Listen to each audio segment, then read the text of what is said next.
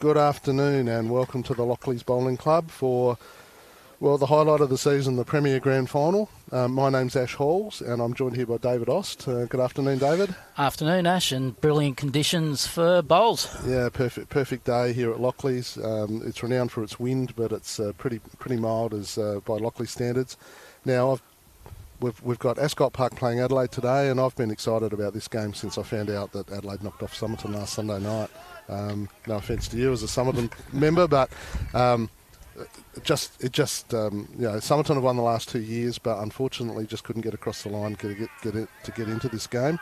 But Ascot Adelaide is just a really good matchup, and I'm really looking forward to this game.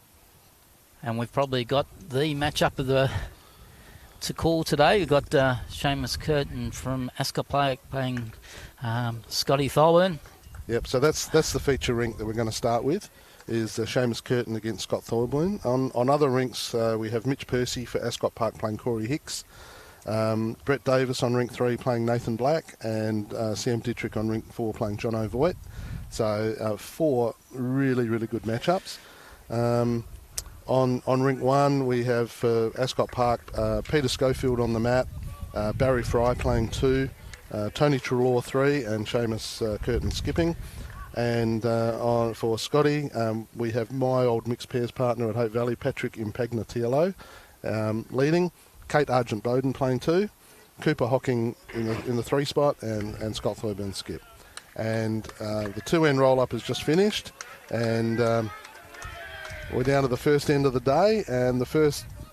Patrick's bowled a bomb. The first bowl by one. Patrick was spot on, and the Ascot Park reply by Peter Schofield was spot on as well. This is going to be the standard for the day. We're in for a treat. Well, that's right. I mean, when your opponent gets a resting toucher, what's the shot? Crack an egg on it and just create a little bit of space. And what a brilliant start by both blokes. So we've had a slight difference of opinion, David. I picking a winner, I said I fancied Adelaide slightly. And you said just to be different, you'd go Ascot Park. Because it's a really tight contest. Yeah, and it may come down to this rink. Scotty Thorburn's had an amazing year this year. Some of the matches he's really dominated that rink. And a matchup that we've been looking forward to. We discussed it early in the week, what sort of matchup we'd like. And we said if here's another good bowl by Peter, and he's sat for shot. Nice bowls. Yeah, we said if Seamus drew Nathan Black or Scotty, that's probably the one that we would show, and that's the way it's panned out.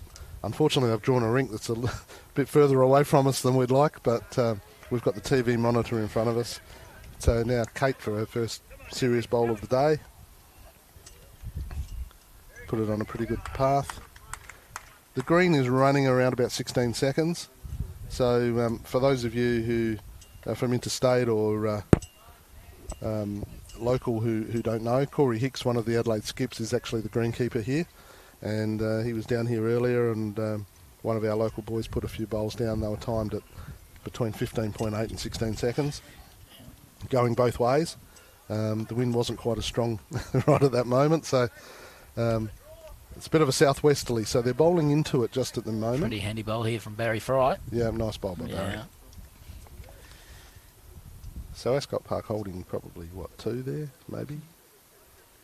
Patrick's bowl on the side is it. Right now. Scott's just telling Kate to play into that bowl either hand. I think she's chosen the backhand, and she's gone hard. And she's a little bit wide for that shot. Came off. Hit bowls. Kitty ricocheted into Patrick's bowl, bounced back. Pretty hard to tell who's got shot now. Although I think Seamus said 1. Yeah, Barry's front bowl, I think, is holding shot. Yep.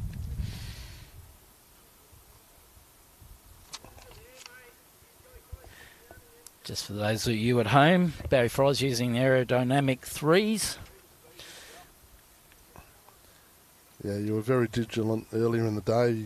You you turned up, you sat down with Corey. Okay, Corey, what bowls does everybody use? So you've got the list. And he's very good. He's got a he great was, memory. Yeah, he was pretty good. He got them all right, I think. Well, we don't. Well, we were assuming he got Definitely the them Adelaide right. boys. Yeah, the Adelaide guys. He knows his teammates. Yeah. Okay, so now we've got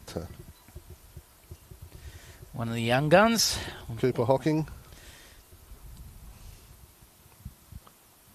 Yeah, Adelaide's got a few young fellas in the side. I've lost track of how old Cooper is. I think he's 18 or 19.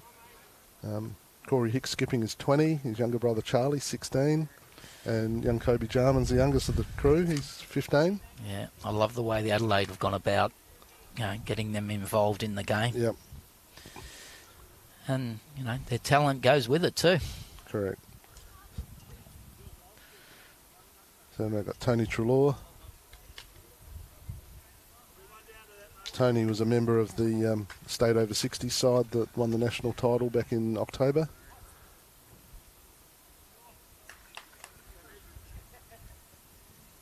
Now Cooper with his next one. Is it going to get Not there? too far away Yeah, here. pretty good. Well, yeah, they're giving him the high five, so that must be the shot.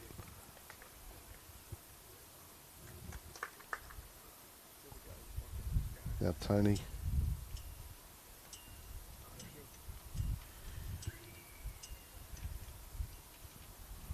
In the area. Just needs to Yeah, swing just a bit playing away. through a little bit. Yeah, more his weight. I think he played the weight he was called to play, but that backhand hand going south, it can be a bit tight at times if you go a little bit heavy.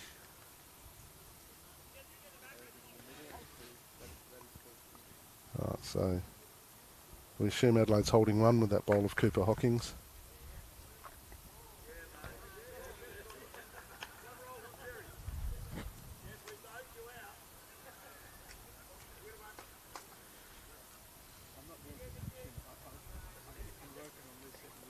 Scott, that looks pretty handy weight first up.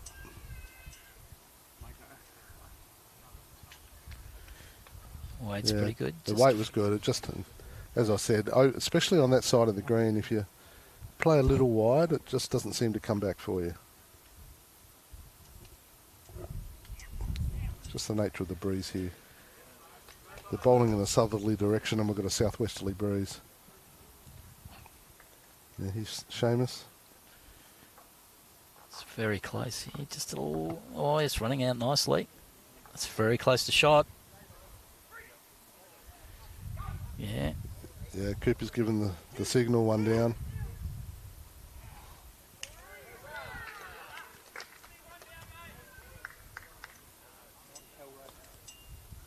Scott's coming up to have a look at the scene. Or does he play? Does he just play a backhand draw to come between those two bowls, or does he play with a bit of weight just to push that one through and sit? I think that's the choice that he's got.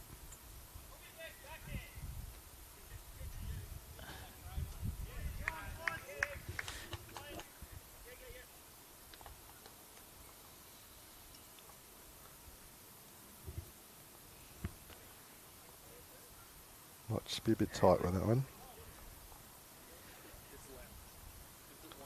Well, The second one away there. no, I think he's given it back. Yeah, no. That went back to Cooper's bowl. It did. Meanwhile, next door, Mitch Percy's played a bit of a runner. Missed. So I think it's 1 to Adelaide on the Corey Hicks, the Mitch Percy Corey Hicks rink. 1 to Corey. Meanwhile, Adelaide holding 1, maybe even 2. I don't know if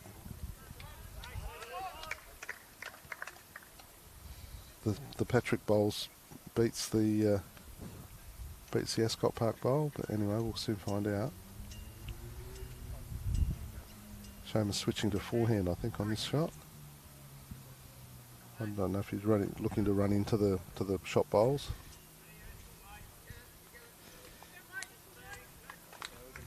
Needs to swing. Yeah, just on the high side. Yeah, just First bowl of the day, trying to get your line right. One, and they're looking at a second, and I don't think they considered it for too long. So one to Scott. So that's 1-0 to Adelaide on rink 1 and 1-0 to Adelaide on rink 2.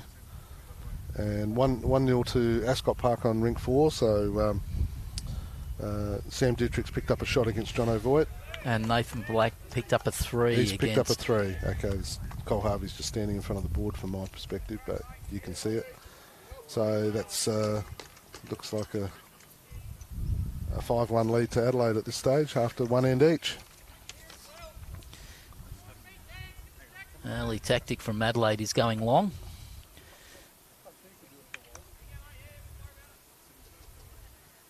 Pretty handy start here again from Patrick.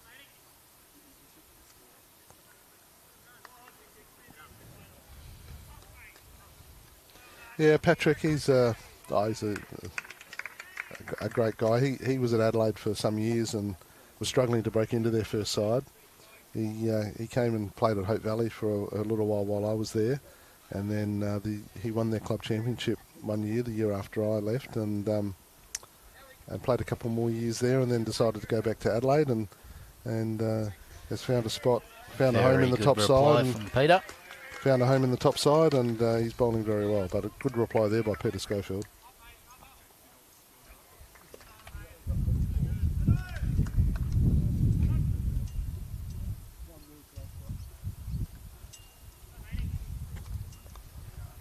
I think he's come up is he a bit better this time or not?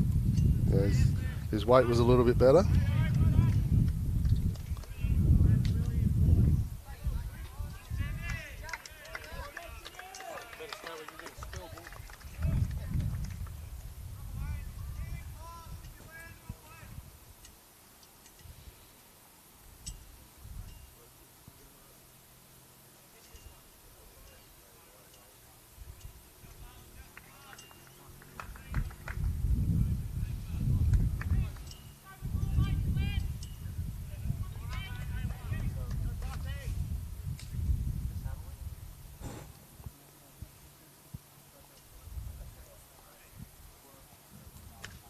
Okay, Argent Bowden.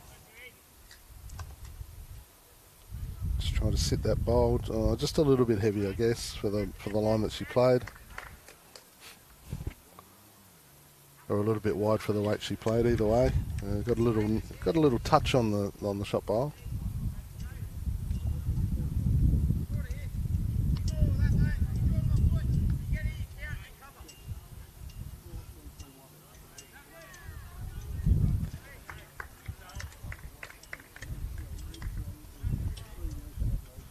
Breeze just starting to pick up.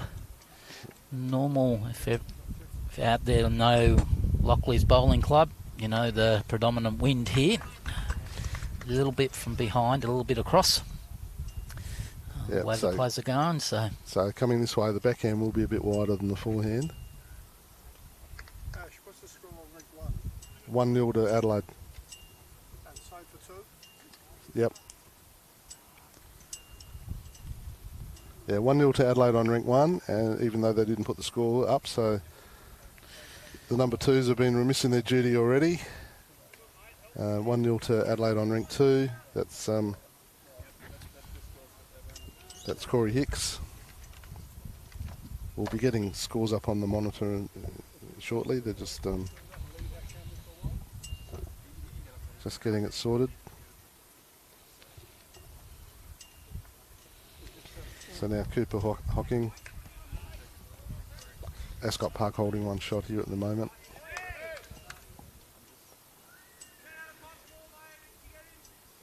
pretty handy line here from Cooper. Oh, just a bit unlucky. Yep.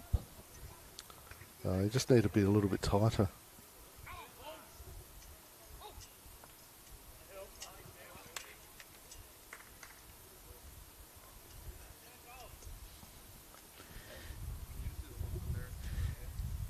Probably a little wide here from Tony as well.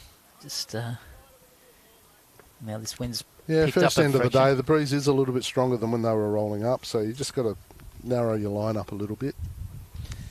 because they will hold on that forehand.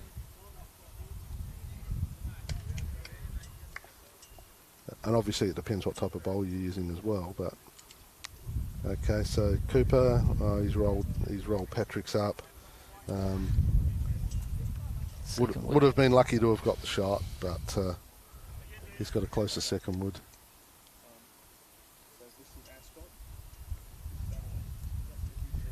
A little bit tighter line here from Tony.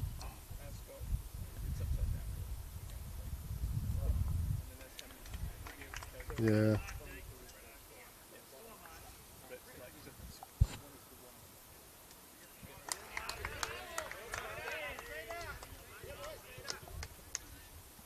Crowd starting to build up. We've probably got, I'm guessing, it must be close to 100 and probably got about 70 across the front, another 30, a few people standing behind. Probably about 120, 130 at this stage, I'd say.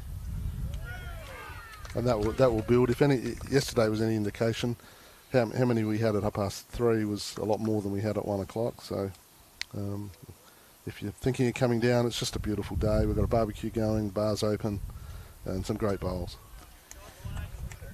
Pretty handy line here from Scott. Yeah, nice shot from Scott. He's bomb. Absolute beauty. He found the line. So there was that. What are they holding? 3, 4, maybe. 3 in a measure. Yeah. So pressure now on Seamus to cut that number down.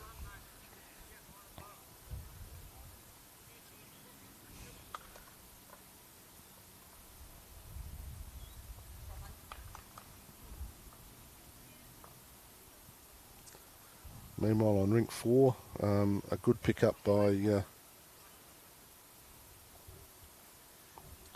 Sam Dietrich's rink. Picked up a 4 to lead 5-0 after 2 ends. Here's Seamus. Handy line again. That's swinging.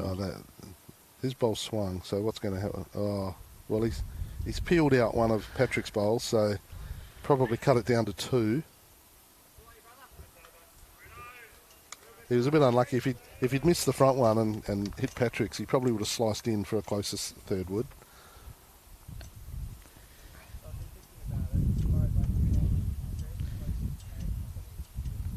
Scott need to be a little bit careful around the back here. It's a few bowls from Ascot Park. It's between the kitty and the ditch.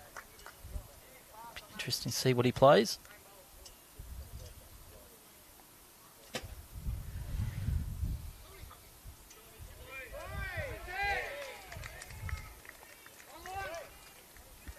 This one's a little bit wider than the first one. Swung back in nicely. Late. Swung back in late. 2 awesome bowls from Scotty Thorburn. Yep. Made the target a fraction wider though.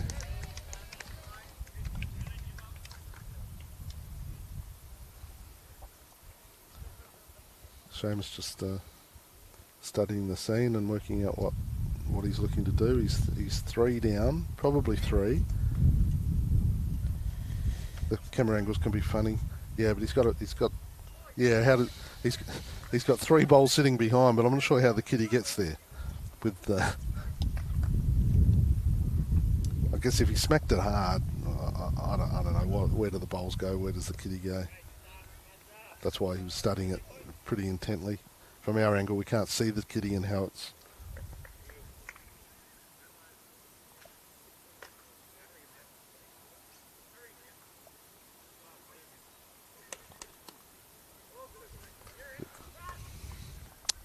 Well, he's definitely going hard.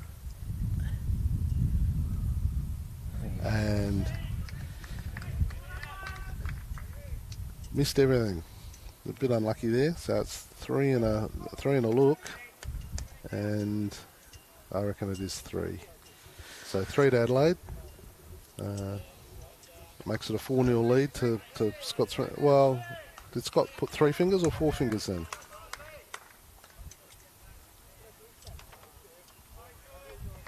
Don't know. He's not putting the score on the board either, so that doesn't help. But it's at least 3. We think it was 3. A 4-0 lead to Scott Thorburn after 2 ends. Mike Porter's just suggested to us there's over 100 spectators already. I think I just made a comment that there was probably 120, so we're on the same page. He's done a head count, and there's still more people coming in. As I said yesterday, we probably had about this many at the start, but by 3 o'clock there was it was 2 or 3 deep. Right, so Patrick, another good opener. Peter Schofield, see what we can do here.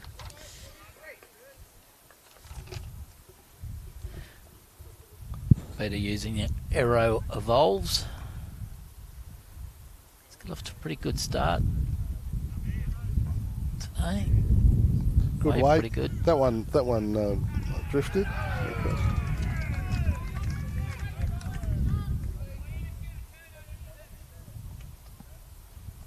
Patrick, second shot.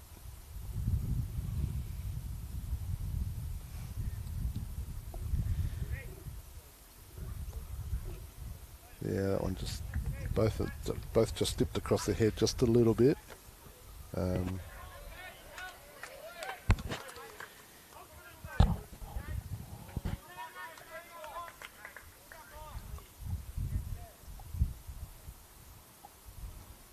So it's a 5-0 lead on rink 4 to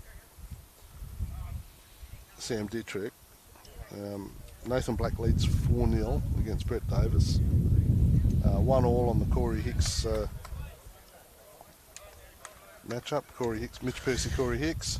Pretty handy bowl from Pete. And we think Scotty's, what's he put on the board? Did he?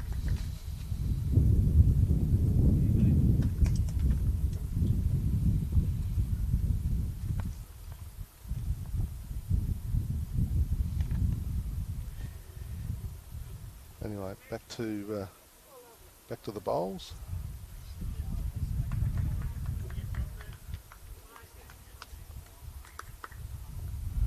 Shot by Kate. Now we've got Barry Fry.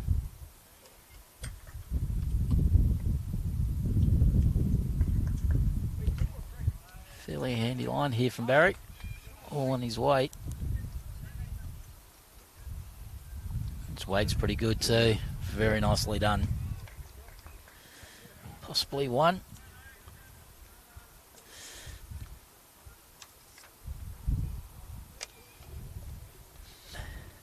Okay, so on rink 4, it's Sam Dietrich 5 against John O'Voigt.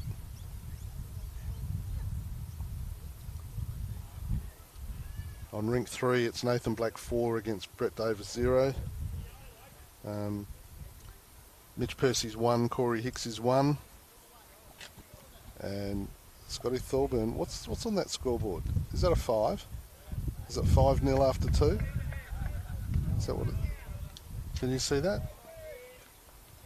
I think it must be 5-0 because it can't be 3-0 because they scored at least 3 on that last end. And they had 1 on the first end.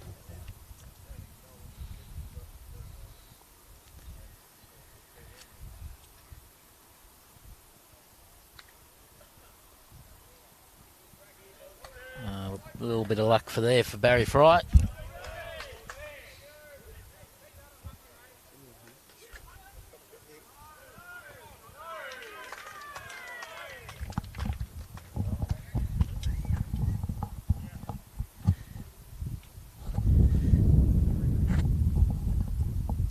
Cooper coming on the backhand.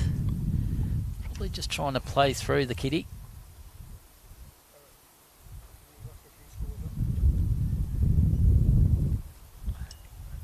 Pretty handy line here from Cooper. Oh, yeah, bit unlucky, bit lucky. Yeah, look, if he'd missed that bowl, I'm not sure, would he gone through the hole or would he pick the jack up? It was going to be very close. It was going to be close.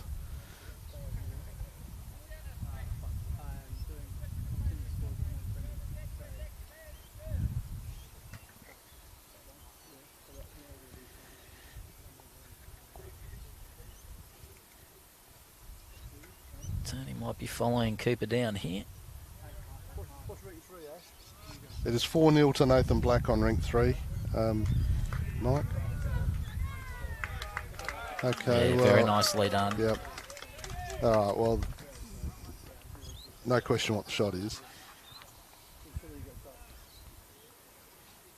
Just the one down. Play exactly the same shot that he just played. Sit that bowl, pick the kitty up.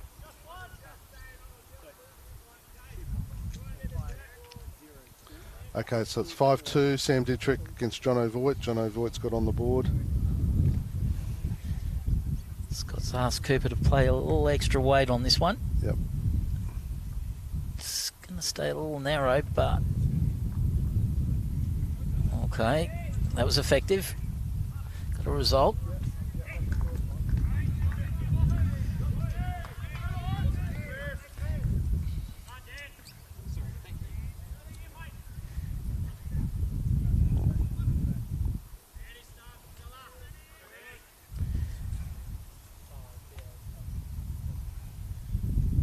Or a draw shot here from Tony. Yep. No, that probably had a little bit more on it than a draw shot, but... No, that's all right. It's 5-2. Sam Dittrich against John O'Voigt is 5-2. Yeah, the top one's 5-2, isn't it? The top one is 5-2. Yeah. Bottom one's 5-0. Well, as we're looking at the monitor, it's 4-3-2-1. Yeah. It's not 1-2-3-4. Yeah. So we just got to make sure that those are right.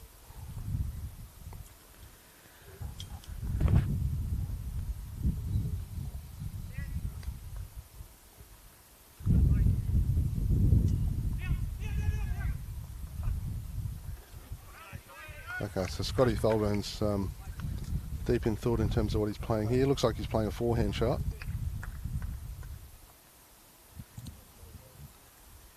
And he's probably just playing a cold draw on the forehand. And he's come up a little bit short. Which is not hard to do here. You let it go and suddenly there's a southwesterly gust and it just cuts across and you finish short and a little bit narrow.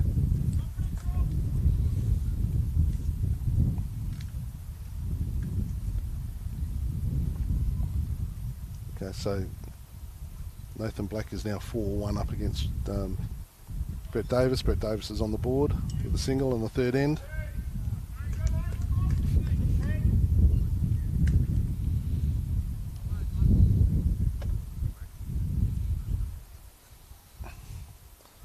Seamus. Fairly handy line coming in. Yeah, I think this is going to duck a little bit. Just a question of what he... yeah.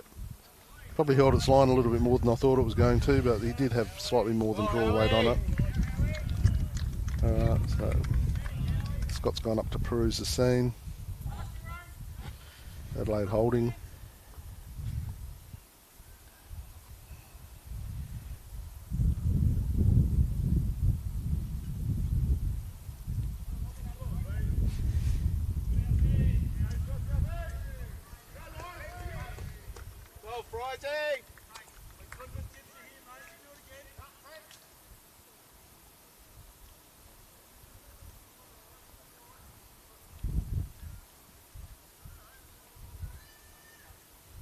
Okay, now Scott with a forehand. Just trying to improve on what he did with the first one. Throwing it out wide. Oh, he's thrown it out a lot wider this time. I'm not sure that's going to come back. Needs to cover those back bowls, I think. Yeah, that's what his intent was. Yeah, those two back bowls. Get amongst those. I think his team will be happy with that.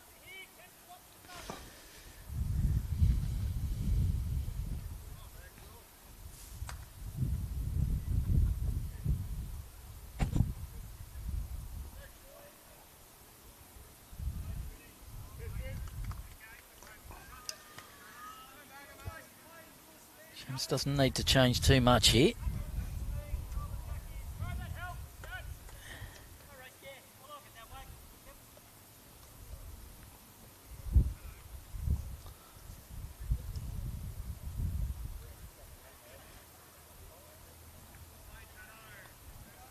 He's in a pretty good area again.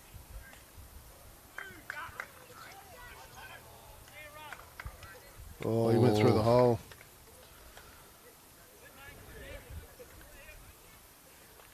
There's 2 at least, and it is 2. Yeah, two to Adelaide. So Bit of a clap. So they go to a 7-0 lead after 3 ends.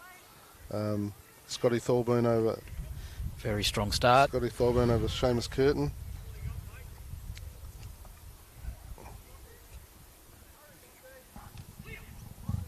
Okay.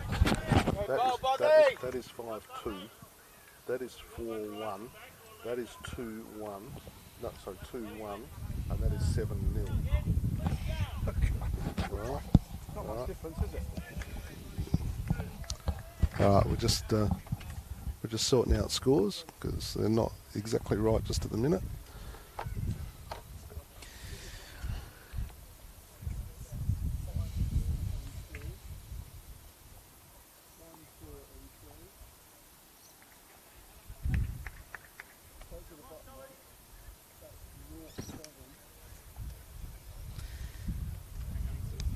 Safe to say Adelaide's off to a strong start. 17-6 Well, up. yeah. Well, no, that's not right. Percy's 2 and Corey's 1. I've got to change that.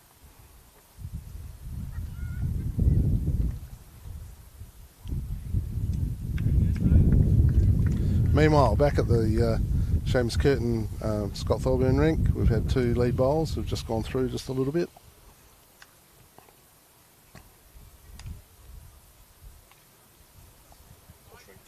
Two. 2-1 to Mitch Percy.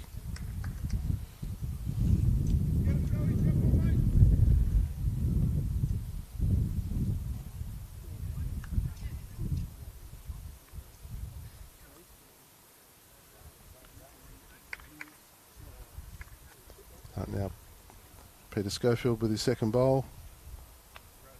Don't know what Patrick did with his second one. He just overplayed it and it flopped in the ditch. Peter Schofield, probably the best weighted bowler of the 4 and definitely has 2 shots. Now we have Kate.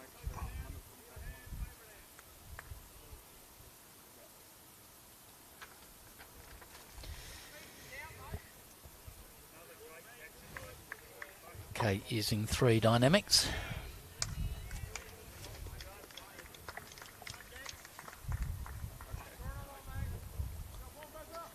Going to have to turn late. No, she's overplayed a little bit as well. Either the greens got quick, well, the greens got quicker, the winds got stronger, or they've just too many weedies. Now here's Barry Fry. Pretty handy area here from Barry. Yeah, all on his weight good here. weighted bowl here. Oh, it's still rolled through too. Wow, from side on that looked pretty good, and it just kept moving. Now Kate, correct on her first one, no doubt.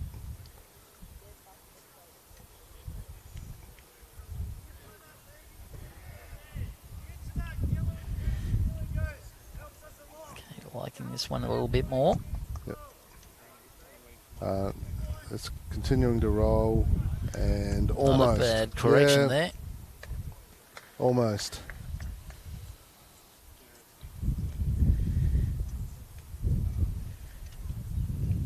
Might change hands here.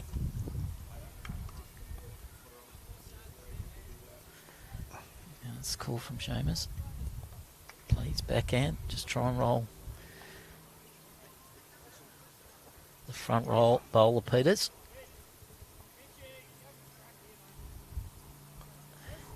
I'll be a bit tight. First time he's played that backhand.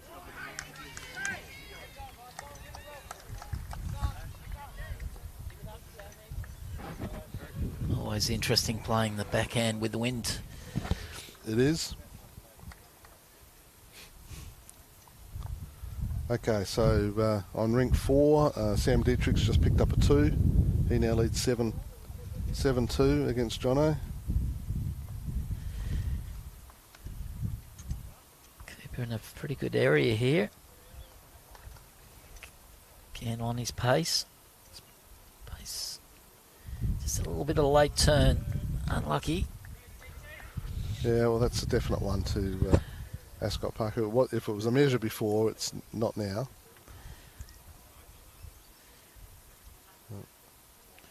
Always get that little bit of a late turn here as you get towards that clubhouse, even against a fairly strong breeze. Tony Trelaw down on the backhand.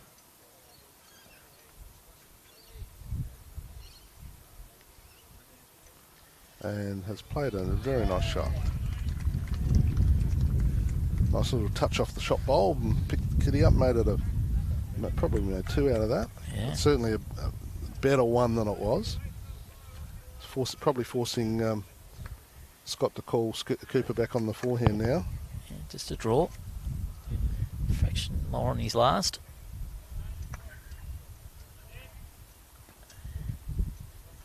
Or depends what it does late. Well, the last one hooked a bit late, and that one's hooking late, but it's past the kitty before it hooks. Plus the pole as well. Yeah. Not hard to do if you put a bit more on. Tony, he's switching to the forehand as well.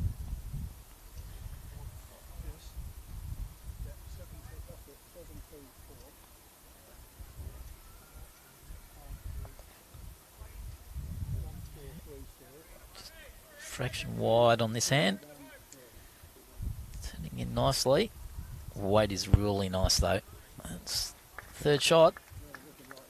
Yeah, so Ascot Park holding 3 shots on this end, but Scott's still got 2 to play, so I'm guessing he will probably change that in some way. All right, so I believe the scores are now correct as they stand, 14-10 to Adelaide.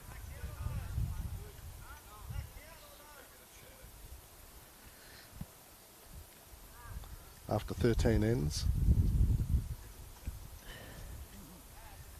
Right, now, Ascot Park, there's a measure for shot.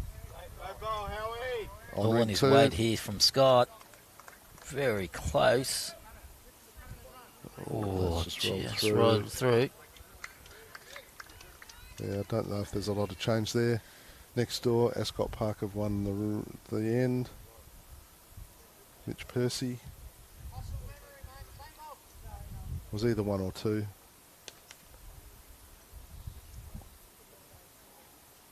Meantime, Seamus.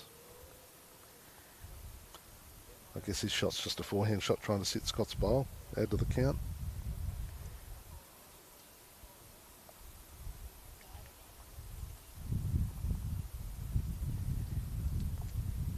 Wouldn't think there's too much else to play here. Play through that jack-eye bowl, so to speak. Just underneath that. Yeah, well, I think he's still holding 3. He doesn't want to leave it level with the jack, give Scott something to play off. But if he gets in the count short, slightly across the head, sits Scott's bowl at the back. Through that bowl. Through that bowl. Yeah, played it perfectly. Yeah, he's in. He's in. So, it could be, well, camera angles are funny. It could be 2, could be 4. I'd favour it's closer to 4 than 2. First time today, bit of pressure on Scott. Yes.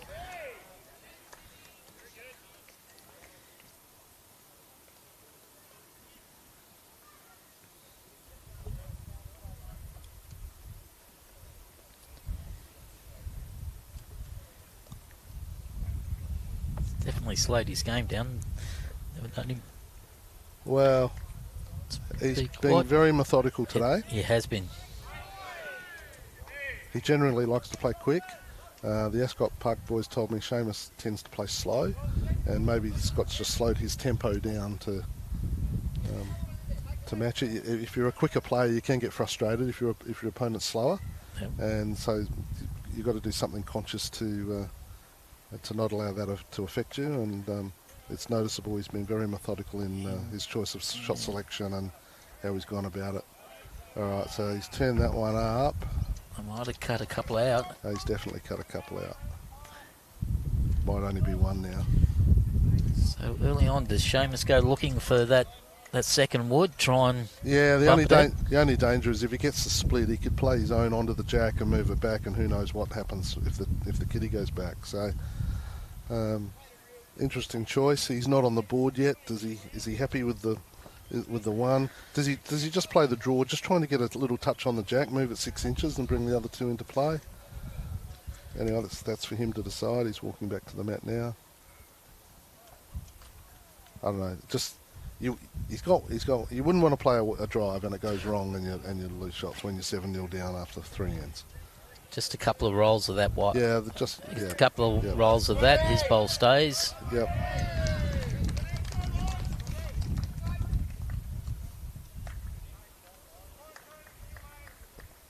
He's not going too heavy.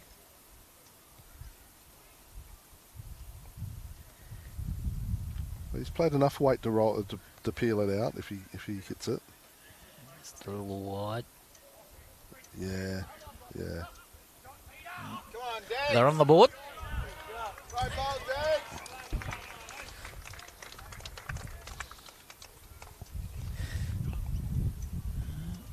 Surprised. Ascot Park have also look like they're going medium long. More medium.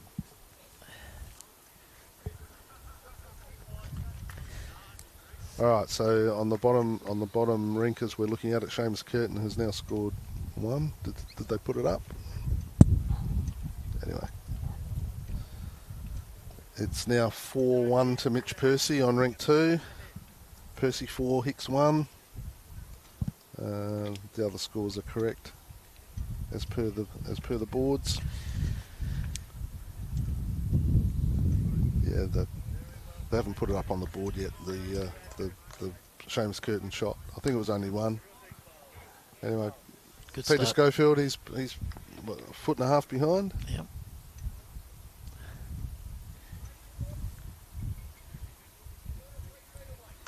Patrick playing the wide hand. Yeah, trying to sneak up on it. No, he's come up a little bit shy on that one. Always interesting playing the wide hand as a lead here. Well, you know it's going to turn, but yeah, you got to make your choice. And then as the game progresses, if you're getting beat, then you consider switching. If you're winning your position and the skip's happy with the quality of the bowls, then you stay with it. Anyway, another good shot by Peter. Yeah, lovely shot there.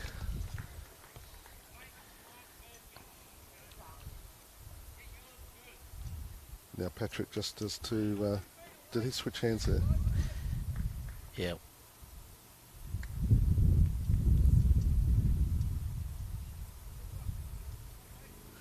Pretty good change too. Yeah, good change. He's still come up maybe...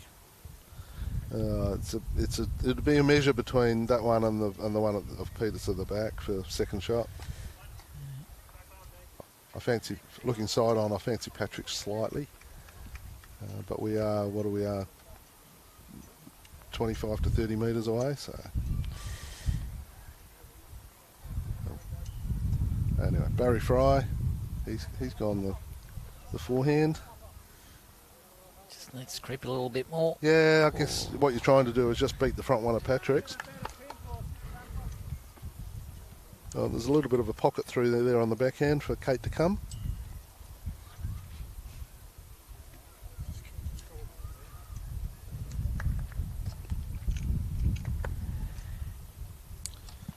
Yeah, a little wide. Okay. Found playing here, playing to almost try and be a little bit on the tight side. Playing here. Whenever that wind gust, it sort of holds your bowl a little bit longer. Just playing here for a couple of years. As soon as you go out a fraction wider, it just stays out there. Yeah, particularly on that side of the green. It seems to be more noticeable on the eastern side. We've got fencing and trees along the southern edge, and it's just you get the wind over the fence, and it just seems to be slightly different on different rinks. Kate's following that one down. She likes it. Yeah, much better bowl from Kate. Yep. It's definitely second wood.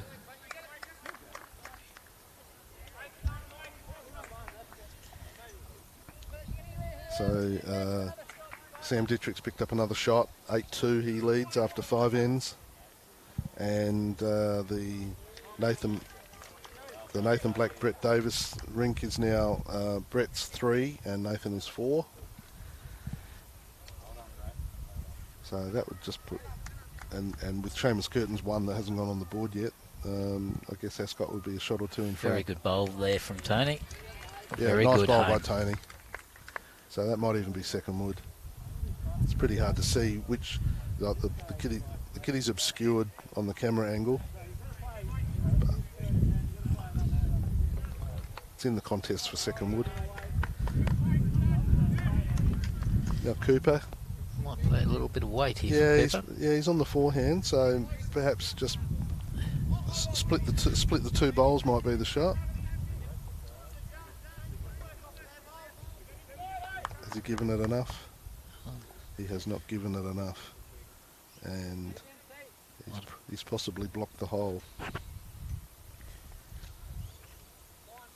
Tony's still playing that hand, so I think there's still a little bit of a gap. Well, Tony's just drawing, so he can go around that. He can go around that bowl. Which Percy's just played a big shot next door. They've all gone up. Well, I think the weight was pretty good, but he's just run into that short one. Well, now there's a bit of a dilemma here, because added to by the fact Scott's standing in the way, but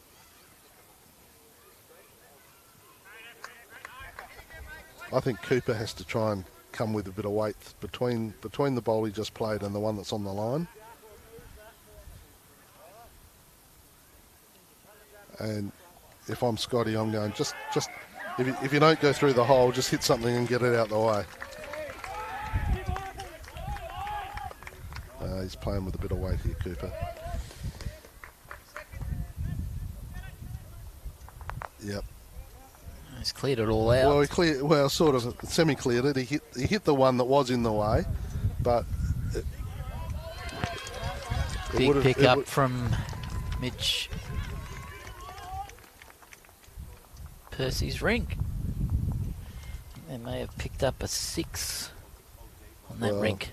He got a big cheer with the shot he played, so you get. And I didn't see the kitty fly, so I'm guessing he peeled out Adelaide's closest bowls, and yeah, a number ensued. Okay, so Seamus with first shot. What's Seamus trying to play here, David? Just draw on the forehand. Forehand. Yeah, matching Tony's first bowl. Yep.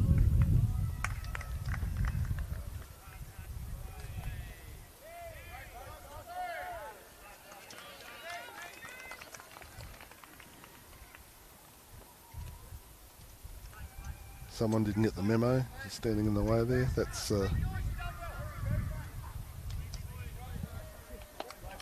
well, clap went up.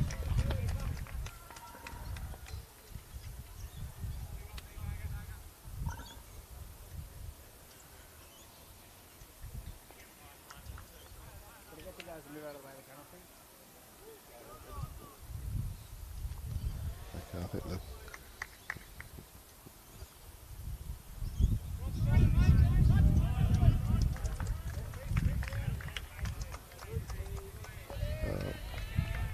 Well, I think Scott's going to be playing with weight.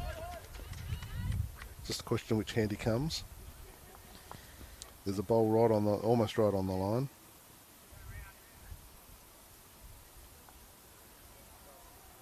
And the front one. Well, it's cleared that out. That's the second best result you can get. Get the one that's in your line out of the way. I can confirm. All right, so Mitch Percy now leads 10-1 against Corey after 5 ends. So you were correct, David. He did score a 6.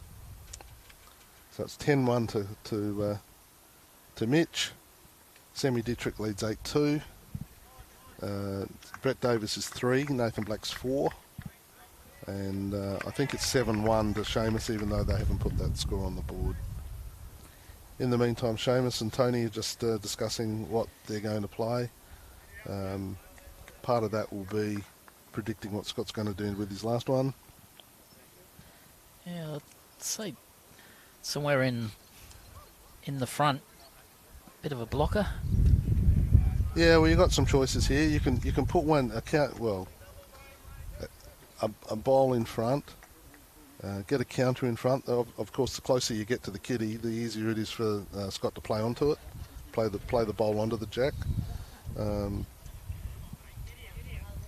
Or you go around and protect. So it's that old question: are you trying reducing the risk? Are you trying to reduce the likelihood of him playing a shot or the consequences?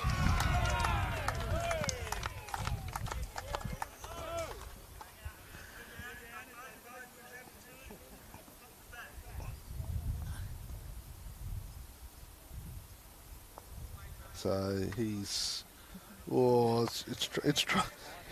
was trying to roll across and get in the way, but it just sort of bobbled a bit and fell over. All right, so Scott, he's got, I don't know what he's down. Probably, definitely one, maybe two. I don't think there's much chance of him taking out his own bowls. Patrick's provides a bit of protection to the one behind her. That's the first kill. Yeah, Oh, yeah. Wow. Cleaned them all out. I think there's one down.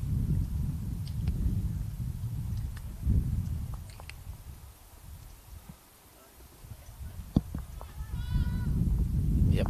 Yeah, one down. But I assume that he was worse than that before the bowl. So that will be, I think the score is now 2-7. Kate's just adjusting it now. Yep. So Seamus Curtin 2, Scotty Tholburn 7. Next door, it's Mitch Percy 10, Corey Hicks 1, Brett Davis 3, Nathan Black 4, and Sam Dietrich 8, John O'Voigt 3. 12, 15, 23 to 8, 12, 15, 23, 15 to Ascot Park.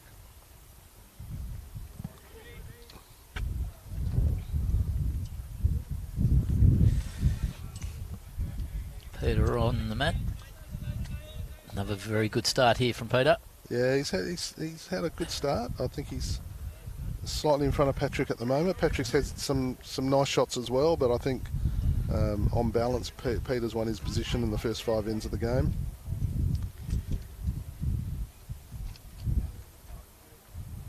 Patrick's just overplayed. Well, he overplayed both his bowls last end, and he's done a little bit the same here.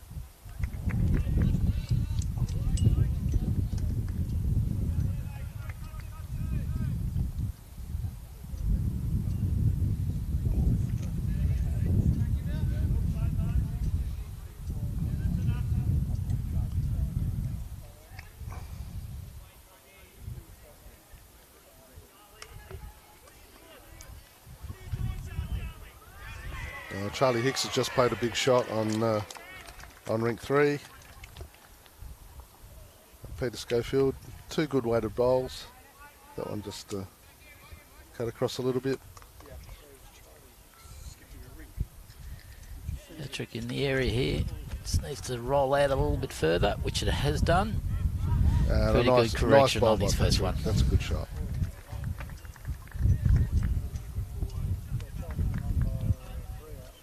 Right, breeze is starting to come up now. You might be able to hear it through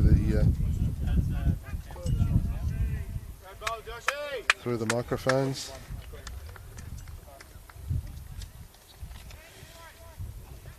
Crowd continues to build. I reckon it's probably 50 more than it was the last time we spoke.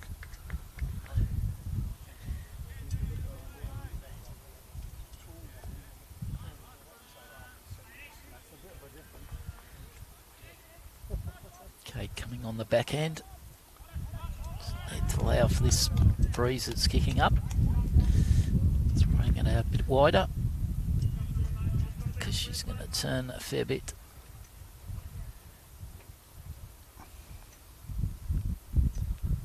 Just assume that the breeze would pick it up and carry it home, but it hasn't quite done that.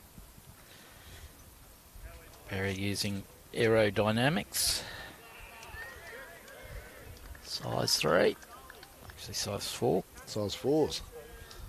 All right, well, he's come up a little bit shy as well. Scott's just asked Kate to go around her own bowl, reach that bowl of Peter Schofield's out on the right-hand side as we're looking at it. I've left this one at home as well, I think.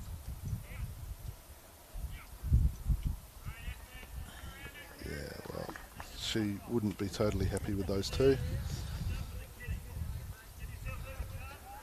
All right, so Barry being asked to come forehand.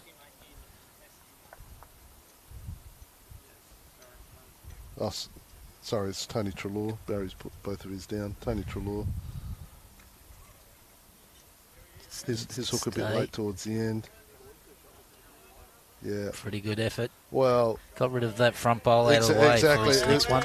Not only was it a good effort, but he's got a pretty good result because now it's cleared the path to play through.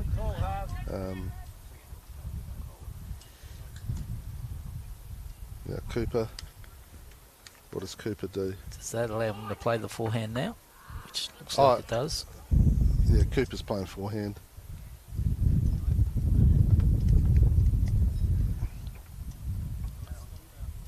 Just come round, draw another shot, cover it up a little bit.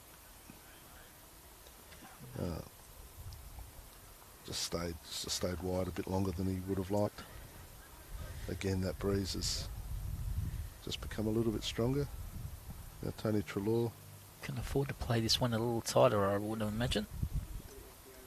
Yeah, well, I think he just needs to take a little bit of weight off.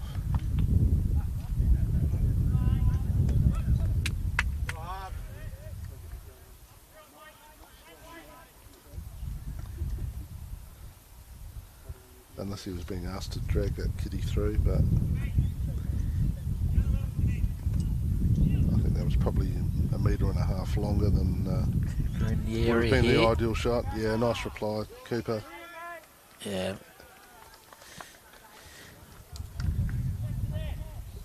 Well, I guess the call for Tony was to try and change it up, because otherwise that shot's left open, and Cooper did it well.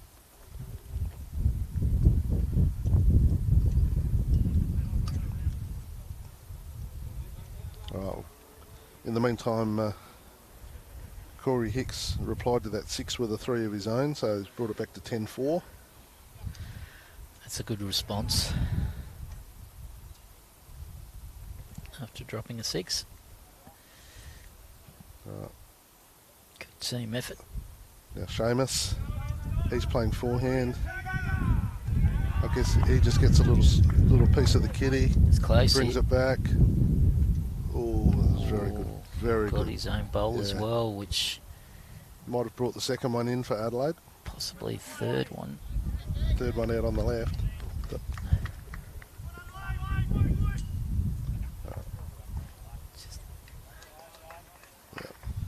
I feel everyone's just playing this hand just a fraction wide.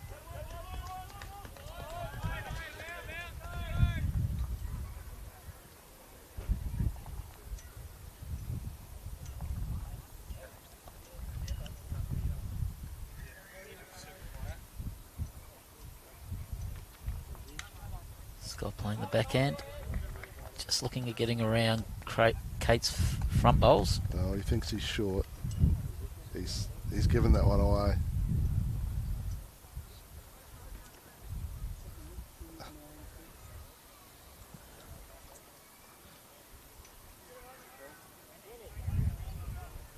Okay, Nathan Black now 9-3 in front against Brett Davis.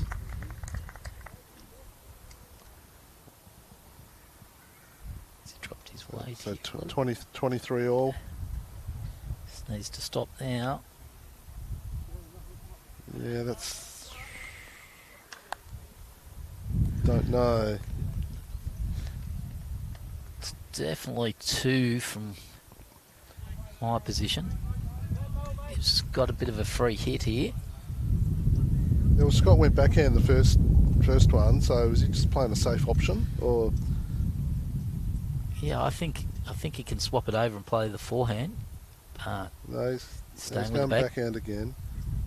He's just trying to get just around trying to get to the shot, just around Kate's and get to Patrick's bowl. Yeah. But It's open on the forehand, so I'm not really convinced that that's necessarily the right way to go. Well, he may be in the count there. Maybe in the count. Or maybe not. They didn't really have a close look at it. Anyway, Adelaide's won the end. We'll see in a minute what that might have been. Meanwhile, on rink 4, Sammy Dietrich has scored 1. So it's now 9-3 after 7 ends on rink 4. Sam Dietrich against Jono. As you're looking at the screen, the matchups are in reverse number. So Dietrich and Voigt are on rink 4, Brett Davis and Nathan Black are on 3, Percy and Hicks are on 2. And the feature rinks, Seamus Curtin and Scott Thorburn are on rink 1. Which unfortunately for us, David, is the furthest rink away. But that's just the way it panned out, unfortunately. Anyway, Patrick. I have to say, Patrick's bowled better in that direction than he has the other way. He's just been a little bit long going back towards the clubhouse.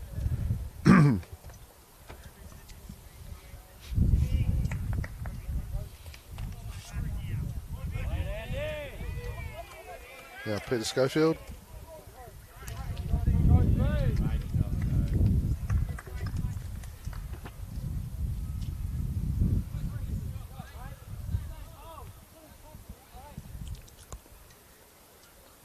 Just a little bit short and across. Will that prompt Patrick to change hands? Yes, yes it did.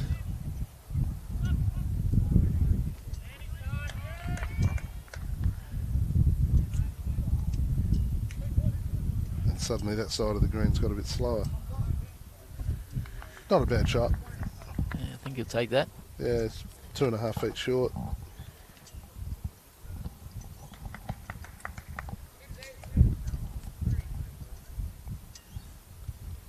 Now, Peter.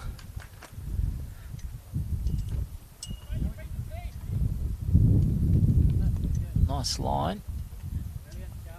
Yeah, very nice ball. Lovely correction.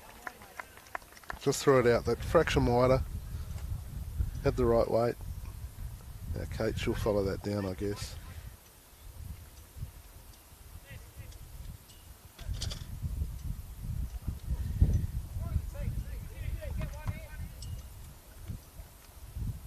Played this a narrow line.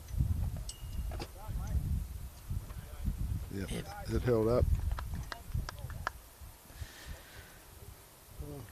2 seconds.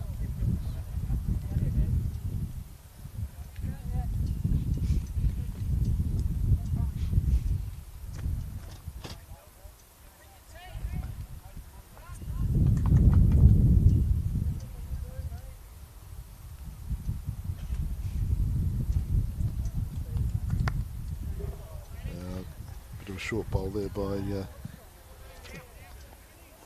Barry. Struggling a bit, Barry.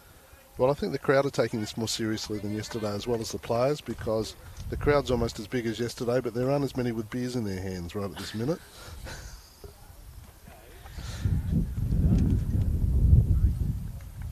Here's Kate. Oh, she's played into Patrick's bowl, got a good result.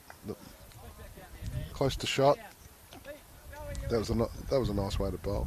Now that gives Adelaide a big chance here, because right at the moment Ascot have only got 1 bowl in the head. Barry trying to add to it, because if he doesn't, I know what Scott's going to call Cooper to play. Yeah. Okay. So. Well, Backhand playing to that. Yeah, roll that through a couple of feet wood. and sit, and you'll be sitting for 4 shots.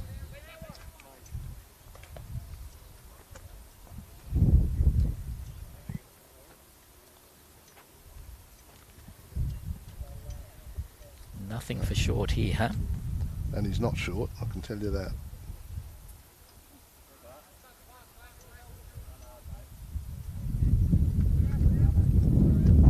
Wow, out of the hand, that was going quicker than some of the others, and it only just got there. added a second, but sort of protected that third wood. Yeah, that pulled up relatively quickly compared to other bowls.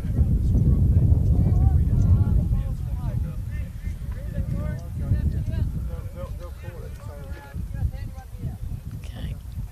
Seamus given Tony an option. Backhand or... No, he's going in the forehand. Unless his feet are pointing completely. No, forehand shot from Tony. Is he looking for roll that closest one out or move the jack? Needs to hold. He needs to get there. Yeah.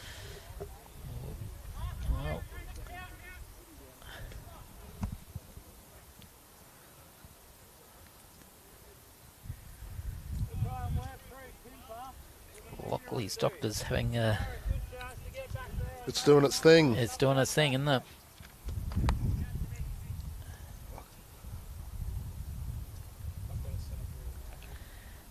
Keeper this time. I reckon he's thrown that out a fraction wider, hasn't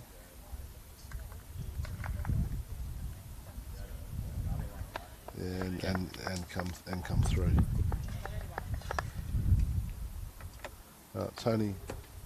Tony's feet are pointing further out. He's taking wider grass this time, I reckon. He's got to give it a bit extra as well. It looks a better line. Big end. Oh, and then dip at the end. Who's he turned up? Probably turned up Barry's again.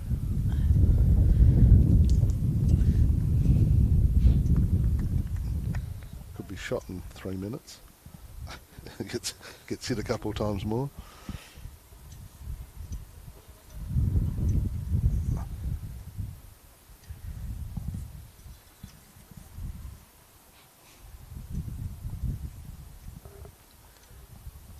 So Scott playing the backhand shot. He's trying to get that turn, just roll that closest Ascot Park bowl Gets just around the over a front couple one. of times. He's played a brilliant. Yeah, great shot. Great shot. And that was the danger with Ascot Park only really having one bowl in the head there. So I'm guessing Adelaide's holding, what, 4? Might even be 5. Do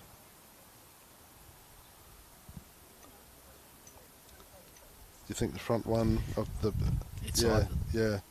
But they're all, apart from that back one that just got hit, all the others are Adelaide. But the Barry Fry one's on the line is short. But does that beat? I'm guessing it's 4. Yeah.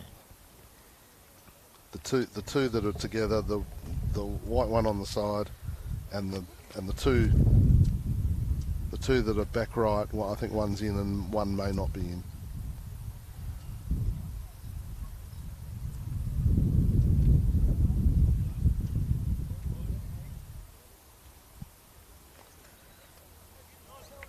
According to the scoreboard, the previous end was 3 to Adelaide. So Seamus looking to hit something, and he didn't.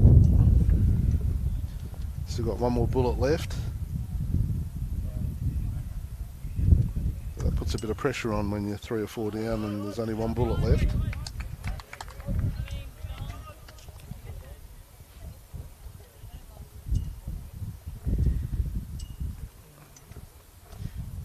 Be a bit of a number on the Jono Voigt. Sam Dietrich rink here. In favour of? Favouring Adelaide. Favouring Adelaide. Well, Laney's down doing the measuring and she's going around the clock. Yeah, the early indication was 4 or 5. In the meantime, Scott Thorburn has put in another one into the count. Maybe in the count, maybe not. It's hard to get the depth of perception on the front bowl and the back bowl. Seamus with a decision to make. Is he going hard again? Yes, he is. And he's hit one. Oh, he's taken all of his own out. That's 6 or 7. Yeah, that's 7. Wow. If it beats the one front left. Wow, that went wrong for Seamus, unfortunately. That I might have- reckon they were 3 or 4 down anyway. It's one of those stories.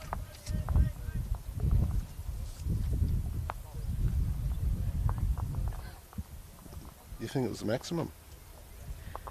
Well, we'll see what the score. What scores on the board? They put a score up. Is that 17? I can't tell. What's the score? 2. Mike, can you see what that score is on the end rank? 2. Is it 16 or 17? So the previous end, Adelaide got 3 to make it 10-2, and we just don't have a decent angle on it. 7, you think? So you think it's 2-17? Yep. Okay. Yep. So Scott Thorburn 17-2, so that would have been a 7. Great ball, Josie. Well, unfortunate for Seamus, he drove and he took his 2 closest bowls out, but he was forced into that position because I think he was 4 down. Yep. So really the shot cost him another 3. All started by the fact that they probably only got 1 bowl in, and then Scott played that lovely shot. Yep.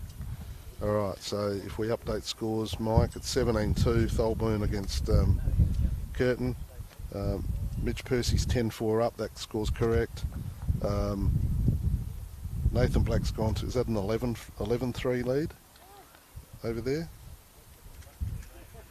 And Dietrich leads Voigt 9-6. So suddenly Adelaide have taken a bit of an ascendancy here, mainly thanks to Scott Thorburn's rank. And we have Patrick and Patrick Impagnatiello and Peter Schofield put down the bowls. Patrick's, I guess, is holding shot. The bowl that's on the 2 metre line, I think, just beats Peters.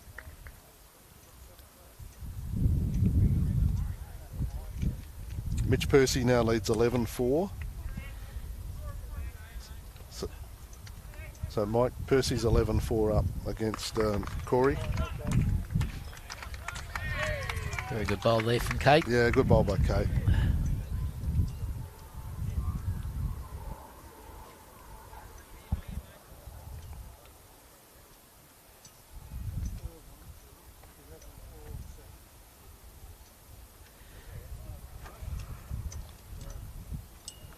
It's not going right for Ascot Park at the moment. Not at the moment, just on this rink in particular.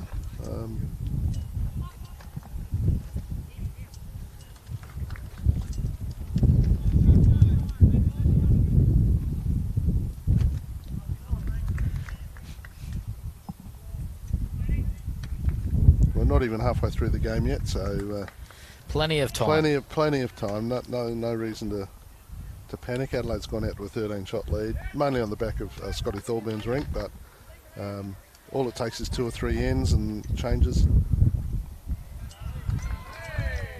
So people still coming in. If I did a head count, I reckon 180.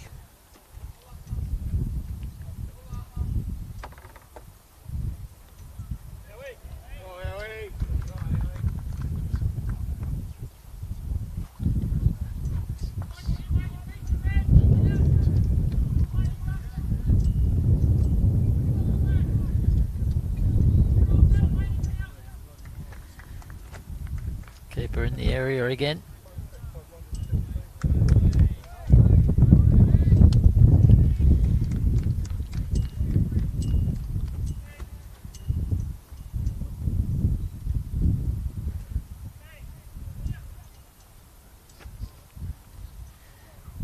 Need to play this one a little bit tighter from Tony. Yeah, again, just that fraction wide.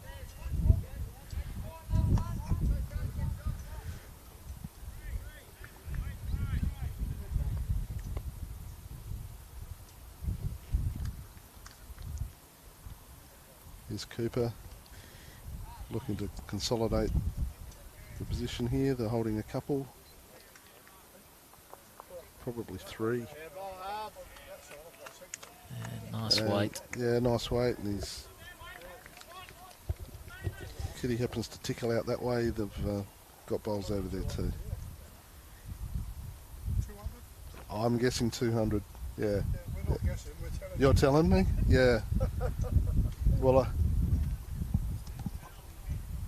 Bit of line here from Tony. Mike Porter's just said to me Just needs to drop down on the white. Yeah, nice shot. I guessed 180 to 200 people here, and he goes, "I'm not guessing, I'm telling you." So he must have done a quick head count.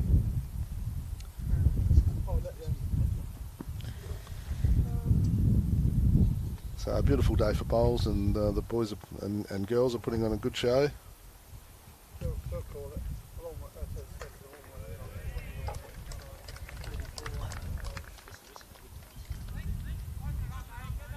coming back a little bit.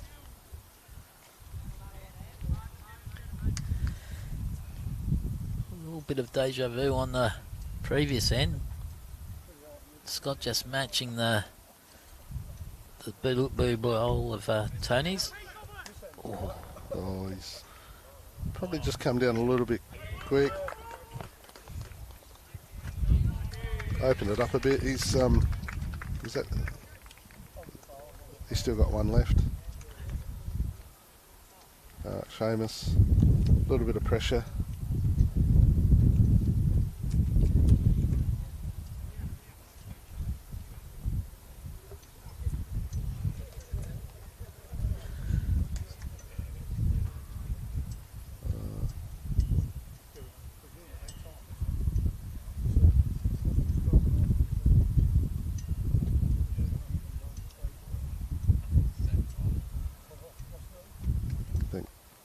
Ascot are holding at least 3 on the rink next door at the moment. Seamus coming down. Handy line. Yeah, he's played this beautifully. Yeah, very close. Nice bowl. Very close.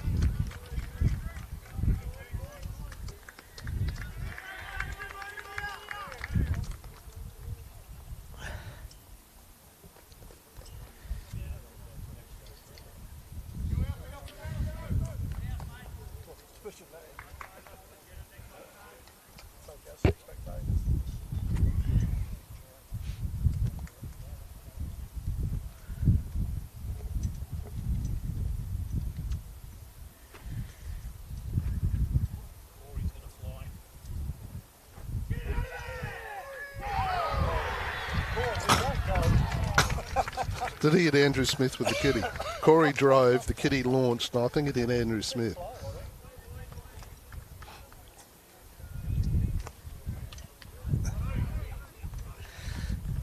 All right. Back to Scott Fulburn. Yep. Probably down a shot. There is a play a little bit tight. Kitty goes back. Goes to their back bowl there. Doesn't need to play it that much over.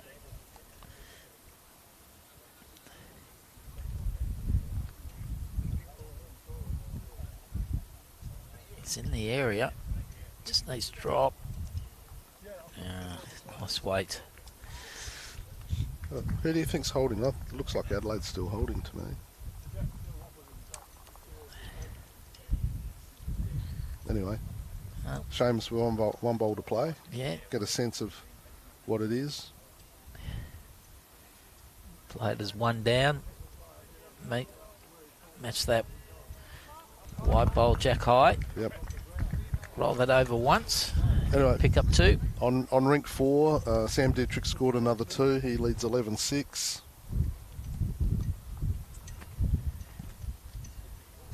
Now we're watching Seamus. Needs to play a little tighter again. He's in a pretty good area. He's going to duck, I think. Doesn't want to roll his over too much. Well, he's definitely made one. He might have made one out of that.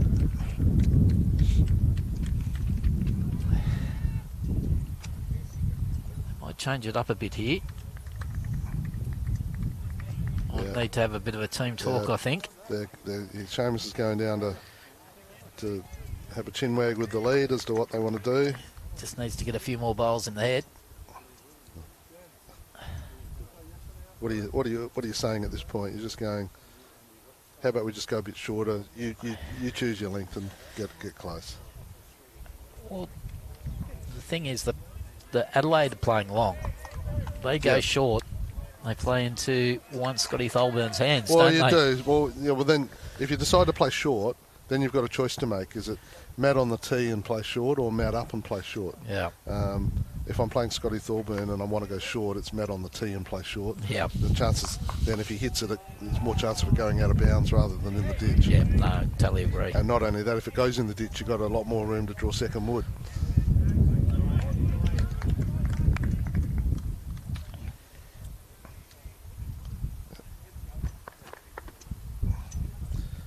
All right, so score update on rink 4. Sam Dittrick 11, John O'Voigt 6. The bottom one, it's now 17-3. So they've sort of gone a half measure here. The mat's gone back halfway towards the mat, and the kiddies halfway. So it's medium, not not short medium, not long medium. And Peter's put a good one down. Patrick persevering with that wider hand. And I suppose... And why not? Because he's bowled fairly well going in that direction.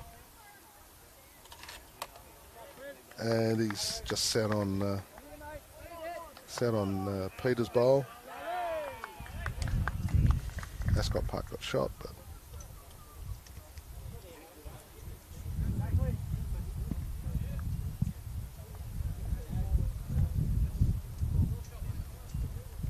The Nathan Black rink. Nathan's on 14.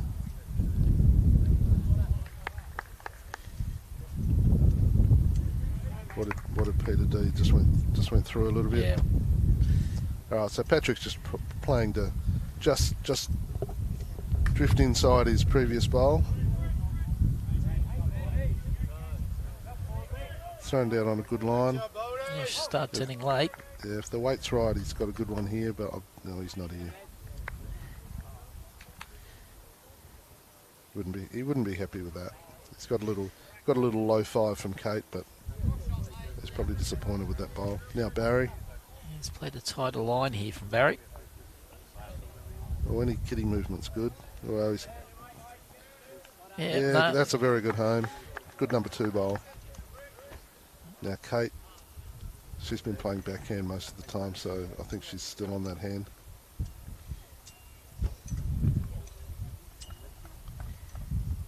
Good line here from Kate. All on her weight. She played it very well. Yep. 11-6, Sam Dittrick, Mike.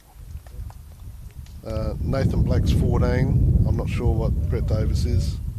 I think he's still on 3. Rink 2's still the same, and it's one more to Seamus Curtin. He's on 3.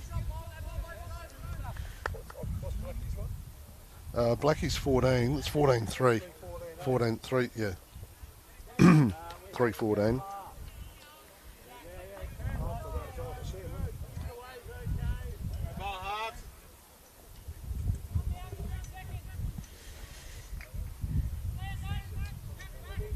Okay, just trying to give her... Percy and Hicks is 11-4. Shot bowler friend. No, but up on here it says 9-6. It's 11-4.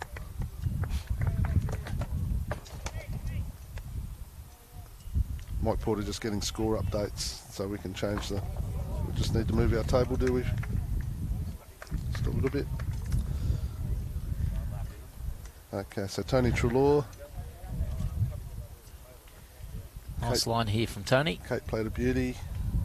Tony's come up with an equally good shot. Second wood.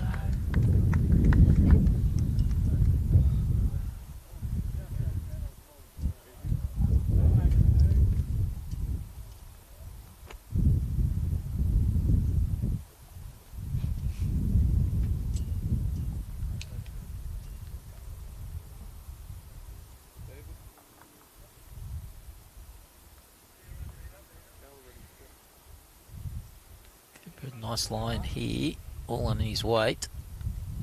Just staying a little fraction wide. Finishing pretty decent home though. Yeah, nice ball. Seamus just looking at Tony, just moving Kitty for the shot bowl. He's got 2 catches there.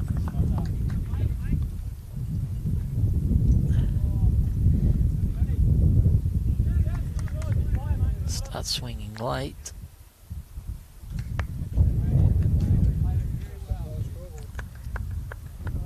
What's it? 17-3. 3-17. On what, 8? On whatever, yeah, it would be. Yeah, they're coming up there, yeah.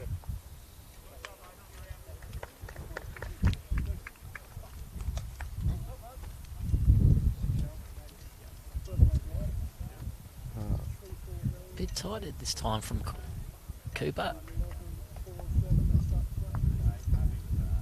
Maybe one down, but might be a better position for him. Covering those 2 back bowls. Well, it's covered the 2 back bowls, and also, let's say he didn't do anything, Seamus could come in and roll that out, and then he's sitting for 2, whereas now there's a hole. And if Seamus moves the jack, well, it probably goes to the Adelaide bowls. So, yeah, so as a skipper, you're concerned when you're holding 1 and the number 3 comes in and gives it away. Not in that situation, you know.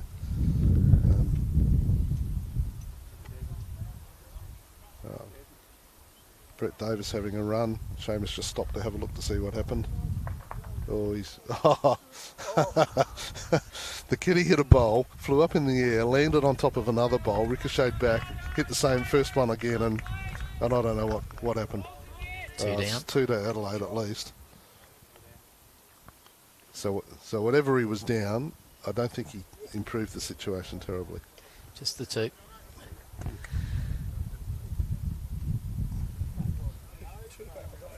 Well,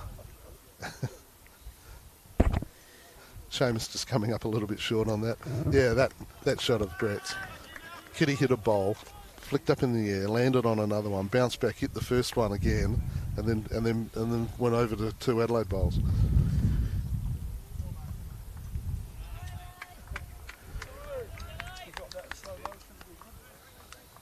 Well, it was on the wrong rink, so I don't think we've got a slow motion replay of it, but anyway, Scott now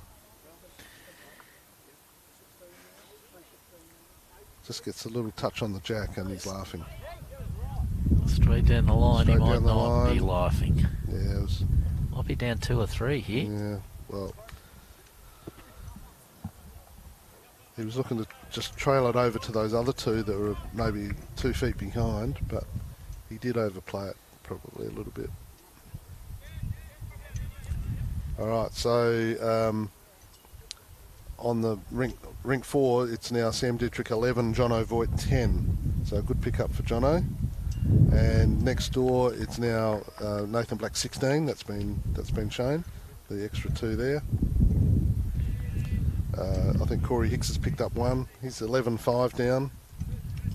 And now we've got Seamus Curtin, possibly holding 2 or 3.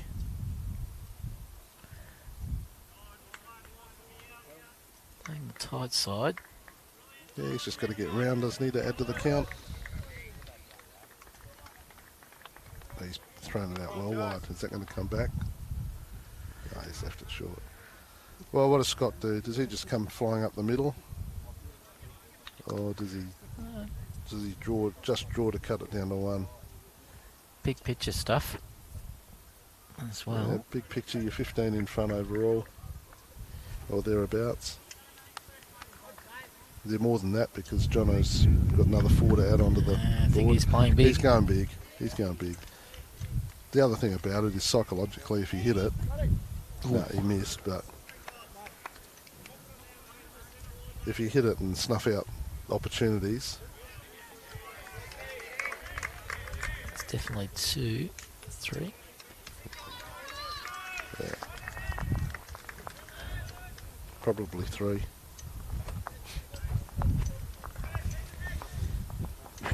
That's 2 ends in a row for Ascot Park. Yep.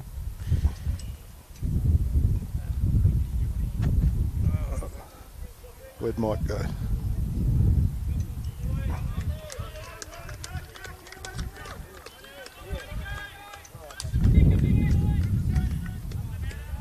6-17 in the bottom rink. Now, David, your good wife went off to get us a drink and she hasn't come back, so that might imply that the bar's a little bit busier than I anticipated. Or she got sidetracked. Or she's found someone to talk to. Yeah, well, you know Robin better than me.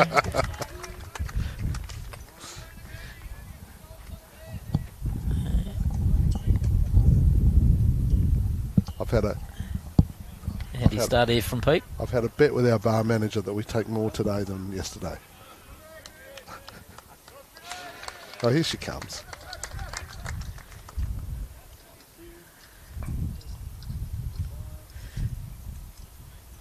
A little strong again from Patrick. Just struggling coming back with the breeze.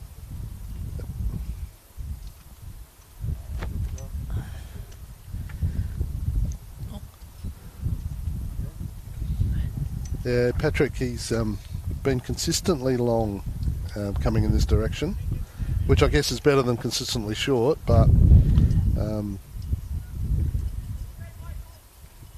handy line here from Peter. Thank you very much. Pretty handy bowl too. Yeah, nice bowl by Peter. Yep.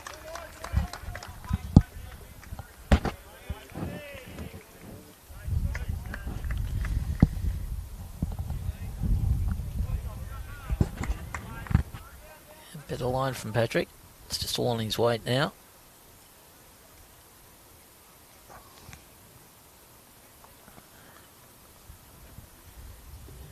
Handy home. Yeah, well, it's a better bowl than his first one. Now we've got Barry.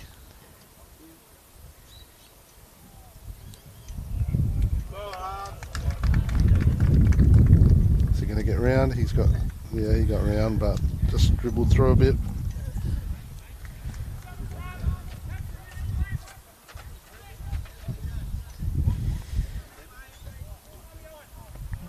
Playing the backhand. Can be a fairly tough hand to play here at Lockley's. Coming back to the clubhouse. It's an interesting hand. There'll be days where you just get into a groove on it and you just find it. But on the days you can't find it, it is horrendous. The advantage is you know your bowl's going to turn.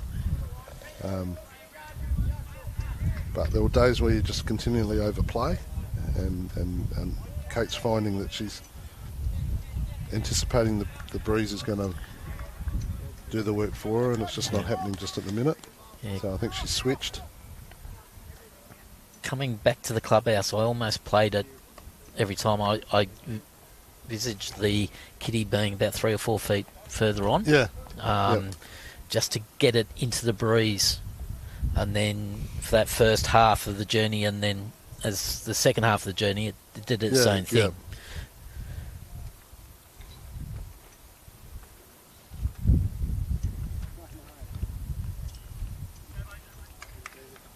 When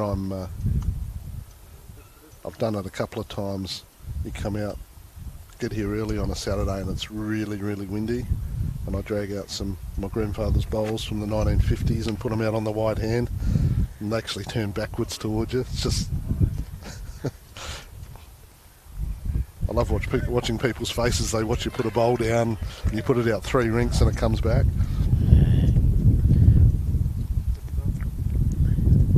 Tony covering those back 2 bowls of Adelaide's. Yep. Cooper's been playing this hand very well.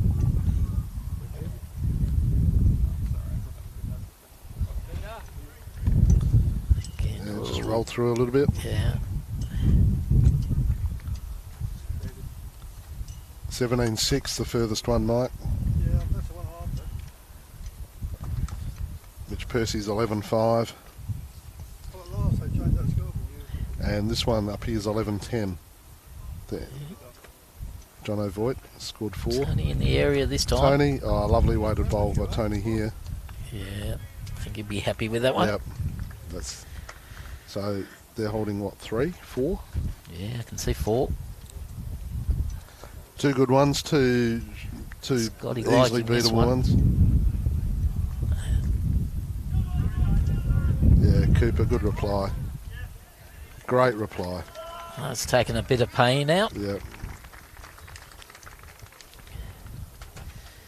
I'm not sure. I think he might have beaten the front one. I'm not sure he's beaten the side one.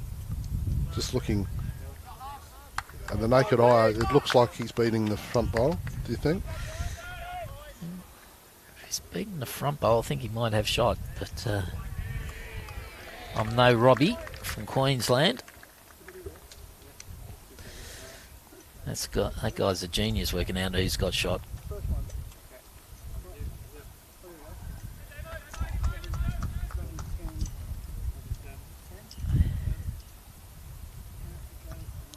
Not a bad area here from Seamus. His bowls do turn a bit late. Just his pace. Yeah, just his pace. Corey Hicks has played a bomb next door in the meantime.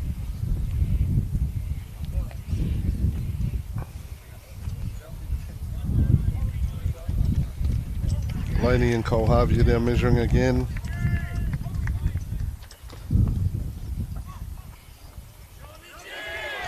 And ring 3. Mitchie's replied. Yeah, Mitch Percy, a great reply to Corey's bowl. And they've both given each other a slap of the hands, recognising the 2 good bowls each of them played. And Ascot Park got shot out of that.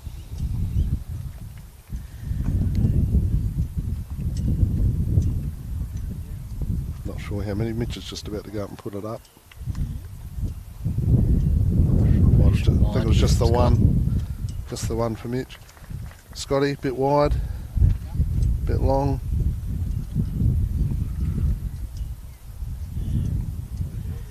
Just doesn't need to change too much here. Maybe looking at possibly playing the backhand and rolling that back bowl out. He needs to turn it once or twice, and yep. All of a sudden it's back to holding 3. But it is playing on the difficult hand.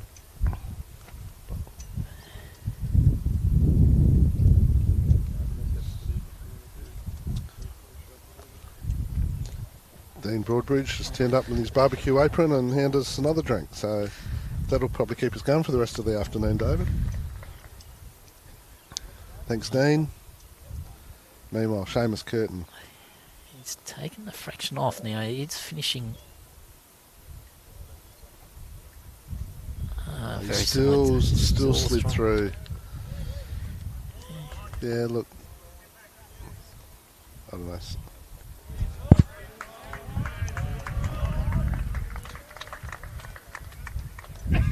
Just needs to tighten up the line. Interesting, they locked into the forehand when that backhand was open. And he tried to just sit that one. So We'll soon find out. yeah, we will. I favour the.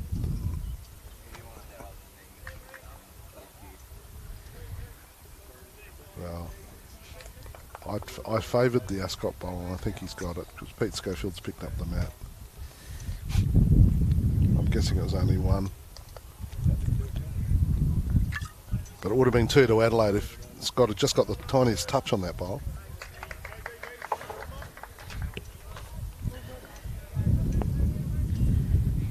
Well, the end count would be interesting. All right, so they've called for a measure out there. Judith Katsivas from Lockley's out there doing a measure for the CMT Trick John O'Voigt rink.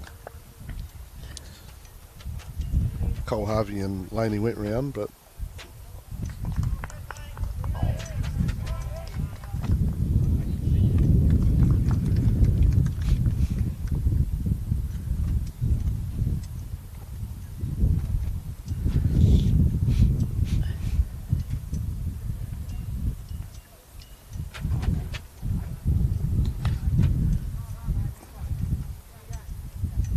so that's 3 ends in a row that Ascot Park have won. And a reasonably nice start by Peter. The weight was good. A couple of feet out No. And in an interesting move, Patrick's swapped hands. Probably needed to do that. It's interesting. The end count would probably be, what, 5-4? I think. Yet, just that couple of numbers. It's probably 5-all. Hang on. They got... Yeah, well, Scotty getting the 7. Yep, 5-all. I'm just trying to think what it was. Yeah.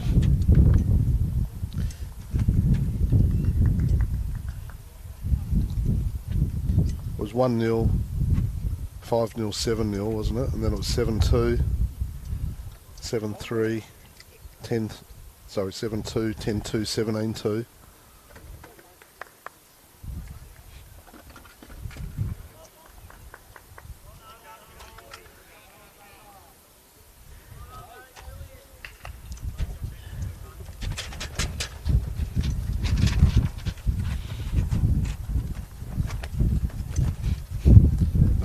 It might be 6 ends to 4, but even so, 6 ends to 4 and the score's 17-7.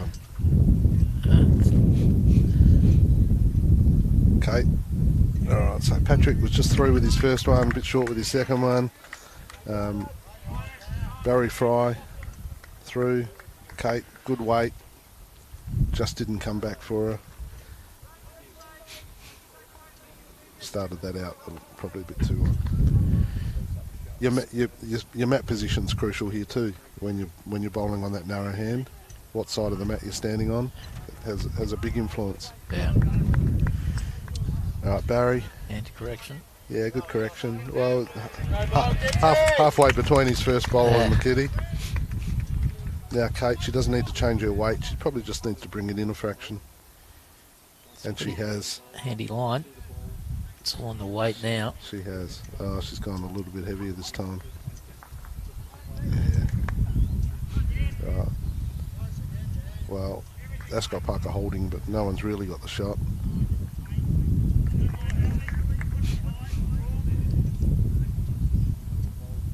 Good line from Tony. It's on with his weight again. And he's drawn the shot. Camera behind just sort of went blank for half a second. Here we are. Yeah, that's the absolute shot. I was given something for Cooper to sit on, I guess.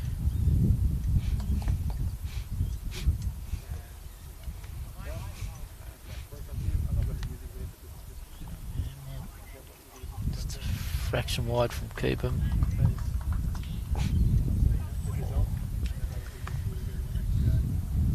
Well, they're building up a bit of a collection back there.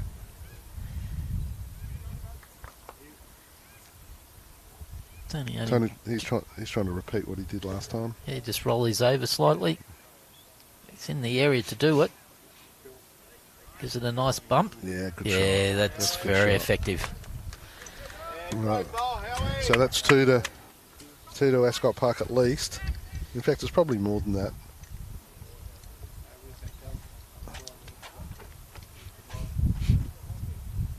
It's probably 3. I think the one on the just tight. Cooper, sorry, is just tight the line. Yeah, and he's just gone through a fraction. That's one of the things here as well. You do tighten that line, and it does get away. Yep.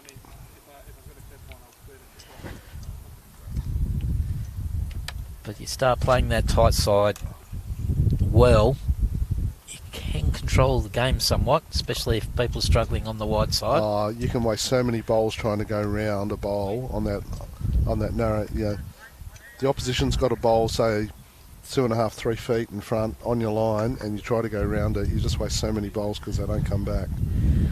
If I was Seamus, I'd be playing similar to what Tony did. Just try and bump up his.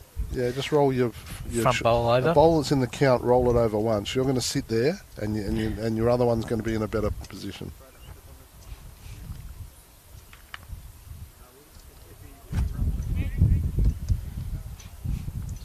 So Sam Dittrick's now 13 against John O'Voigt 10. In the meantime, Seamus, has he got the weight right? Very close. close.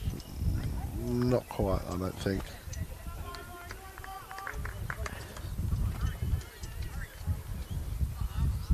Well, I'd almost bet Scott will play with weight here just because he's thinking about it. What sort of weight are you talking full or? Oh, not absolute full, but I think he's trying to hit Tony's out. Or will he play that sort of 4 or 5 foot on and just roll it up, hitting that front bowl? I think he's played a bit of a half-hearted shot here, in my opinion. Well, he's just trying to come in through and move the jack.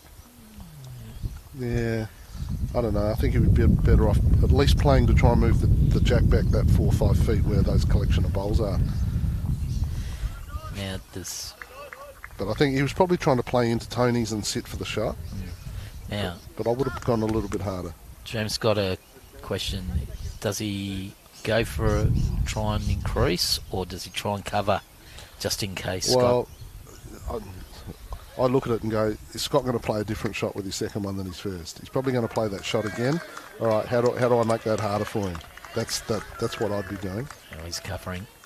Yeah, he is covering. So that gets back to that again that question, you know. So let's assume that Scott goes a little bit harder trying to move that kitty back. What Seamus is trying to do is reduce the consequences of that shot. Yeah. Whereas I have a tendency to try and reduce the likelihood of the shot by getting one in the way. Well, yeah, he's back. Yeah.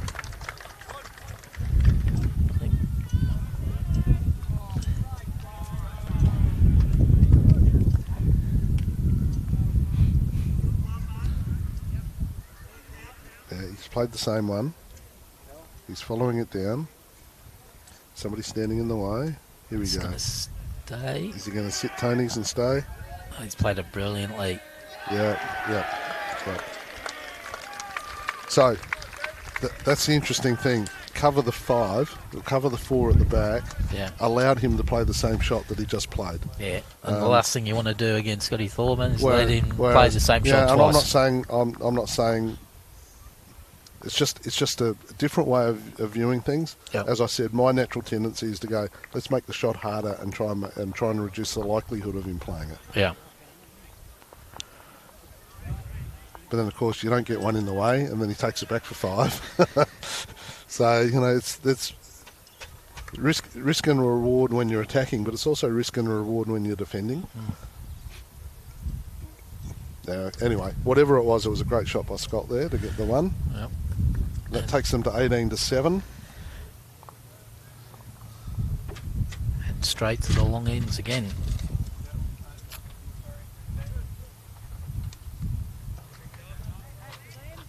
Okay, Mitch Percy against Corey Hicks.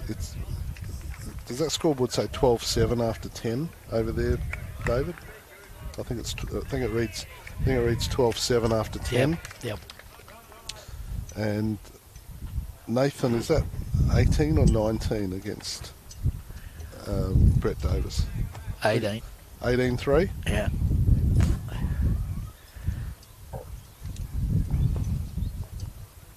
So Nathan's 18-3, Mike.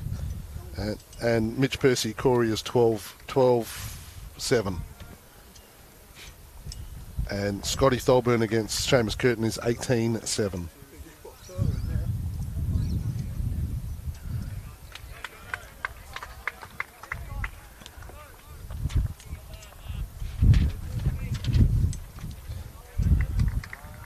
And do we have an update on the spectator score? I reckon it's about 220.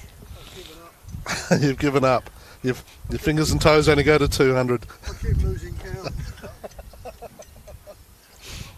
All right, back to the action.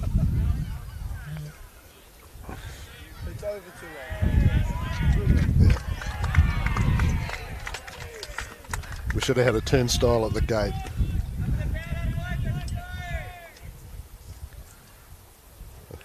Not too many have come in the other gates, so we could have had one set up. Anyway, here's Peter Schofield. Yeah. Good bowl just behind. He's, it's hard to say who's holding. I favour Peter. Anyway, here's Kate coming down on the. She's on the forehand. Yeah, pretty good line here from Kate.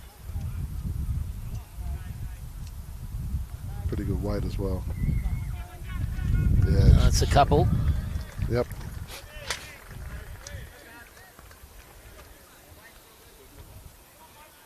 Now Barry. What's that second one? 12-7. 12-7, yep.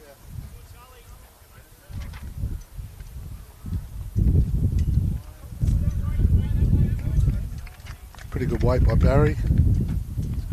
Oh, he's gone around them all. Yeah, the shot was to play into them. Now Kate. Probably just trying to come inside her own. Even if she's finishing a sort of across the head just slightly. Yeah, she's gone wider. Just didn't turn. Well, she was probably playing the shot to roll hers over and sit. Now Barry. Come up a bit short this time, unfortunately. Oh, it's still going. Yeah, it did actually.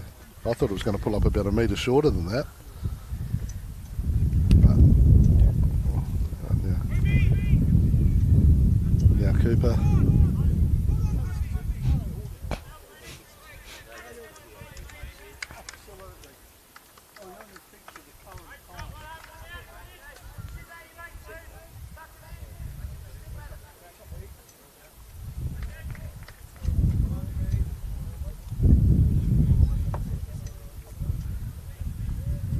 Cooper's turned Patrick's over.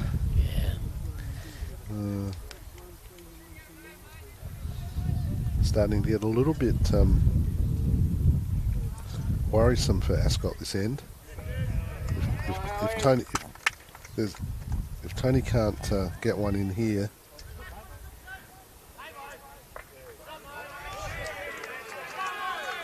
What's he done? He's gone across the head, I think.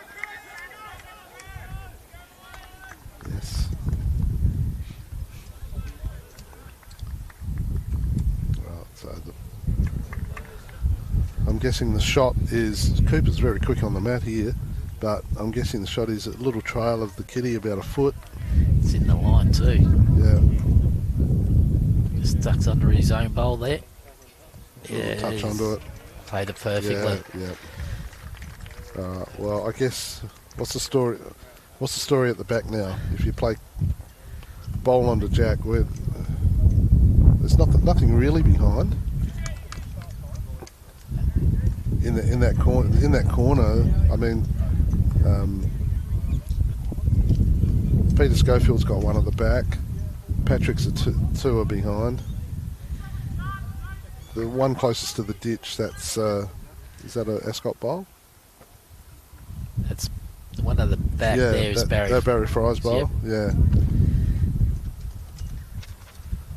I get the thing is, if you play hard, bowl onto Jack, the bowl goes back too, and it's a toucher. So there's probably not a lot of percentage in hitting it hard. We're 3 or 4 down now. Yeah. So I guess even if it goes back, yeah, I guess if you hit it go hard, one down. Go one down's better.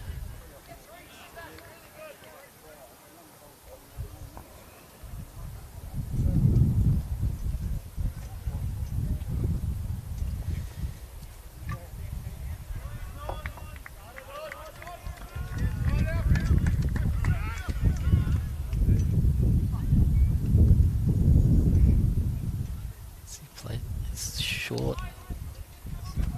No.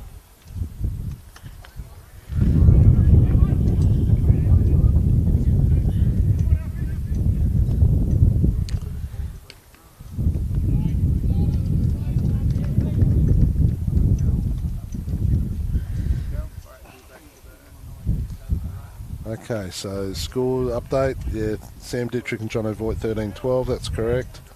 Nathan Black 19-3. That's the game that's doing some damage. 14-7. to Mitch Percy.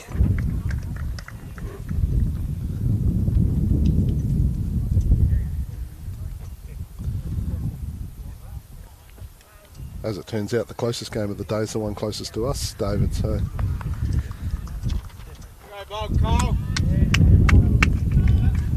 Scotty on the backhand, just trying to draw one a bit closer. Yeah, he's played this well.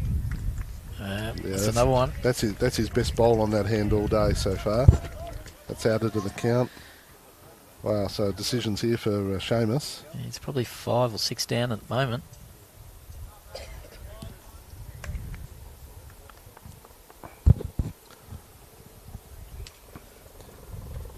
And the big board, 19 the difference.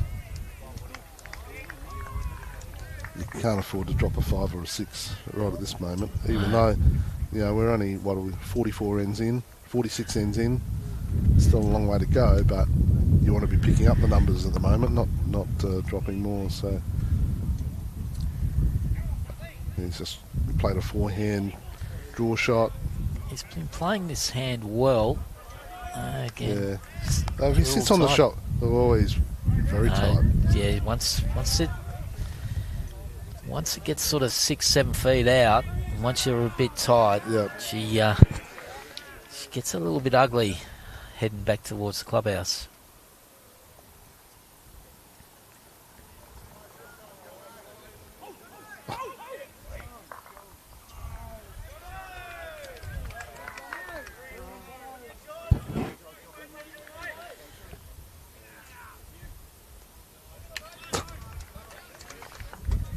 Playing the backhand again. Something similar to his first one. It's in that pretty good area he's again. He's gone a bit wider this time. Is he just putting it amongst those bowls in case? He's put it in the perfect spot should the should Seamus play bowl onto Kitty. But Seamus is what, 5 down. You wouldn't be thinking about anything other than sitting on the shot bowl and cutting it down to 1, would you, at this stage, David? He's watching it closely. He's played it. Well, the Ascot boys aren't getting excited. Well, he's got second. But he's actually played a good shot. Yeah. And now they're applauding. Maybe. I think on the way down they were a bit apprehensive about what it was actually going to do. Yeah, just the 2. So yeah, that was a good save. Good save. Without that, they're putting a 5 on the board. So that bowl was worth 3 shots to the side.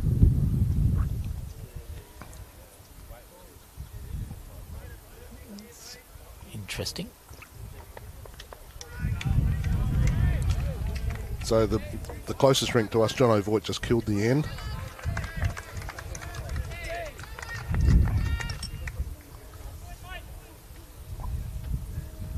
Right, I'm just going to step out for a couple of minutes.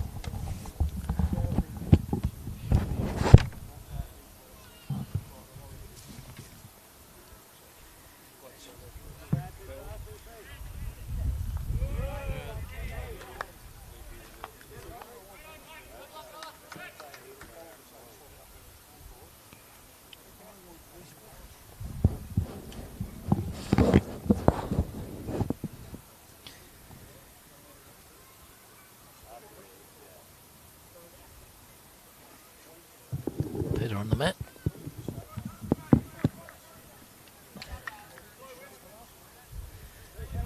Just going through a bit.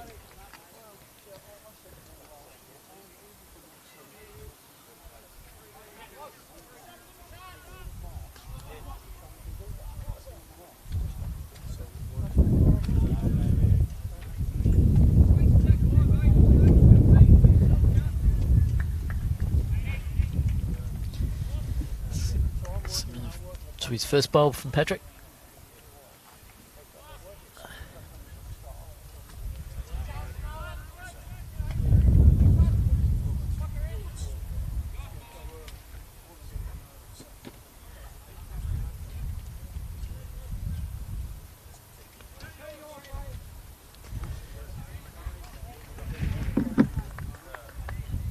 Andy Bob.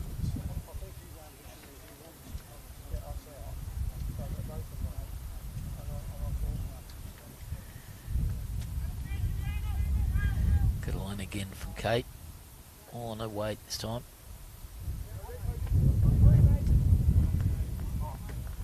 Andy home.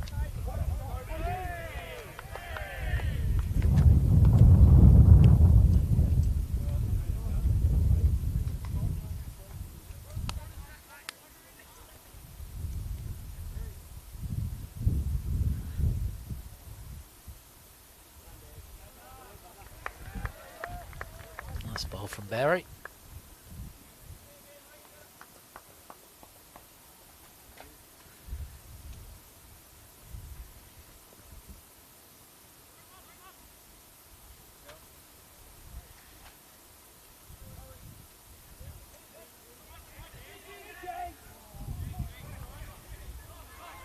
Yeah, again, handy ball.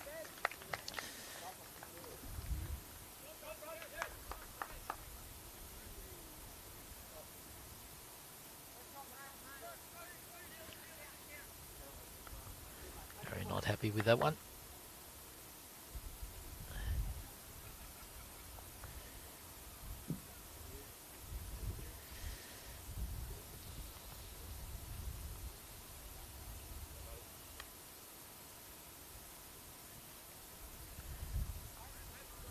Keeper's been playing this hand very well. In the area again. Just a fraction heavy. Just went into the clubhouse. A few of the boys are watching it on live stream on the TV inside. And they've got it on mute. And I said, you should turn the sound up, boys. I've heard the commentators are pretty good.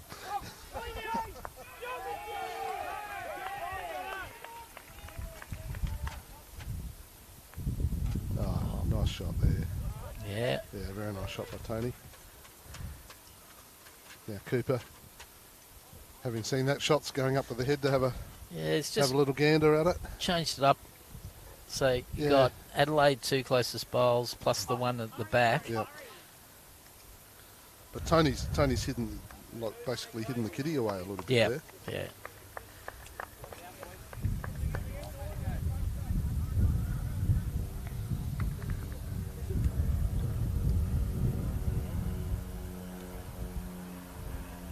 There's a Rogues Gallery inside watching. Ray Howard, Dario Stocco, a couple of the other Lockley's boys.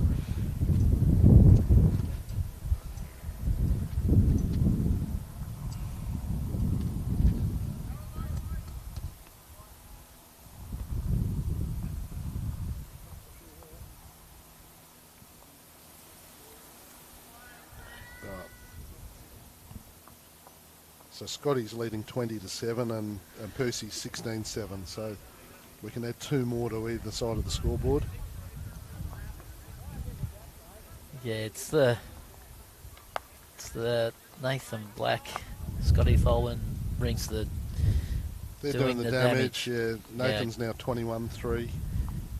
John O'Voigt's rink has come back nicely. Well, it's the game closest to us is the good contest at the moment.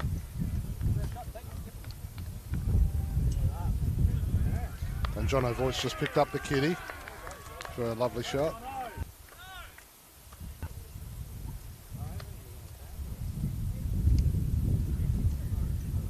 Cooper coming up. Yeah, he's played one of those shots, gave it all a chance. Maybe just gone one down, but it was one down before. It was one down before, but I think the role of the 3, playing the fifth and sixth bowls of your side's 8 bowls, open it up and give your skip a chance. Another good bowl here from Tony. Tony Treloar, nice shot. Be for a couple. Yep. But now there's a path through that wasn't there before.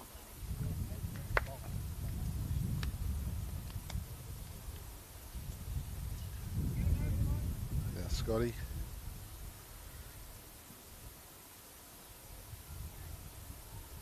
Coming up the backhand side. Okay, so he's just trying to draw around them.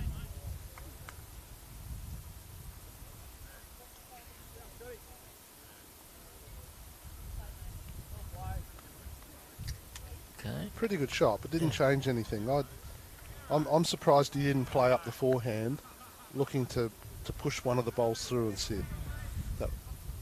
That seemed to be the up and rolling that bowl through and sitting. You might see a change of hands this time. Yeah, you might. Shame's just trying to beat Scott's last bowl.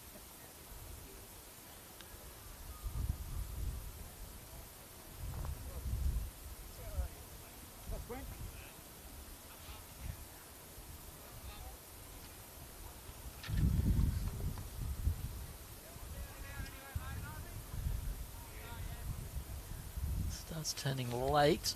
He might have it here. He's rolled over a couple of times. Well, it would surprise me if Scott tries to draw backhand again.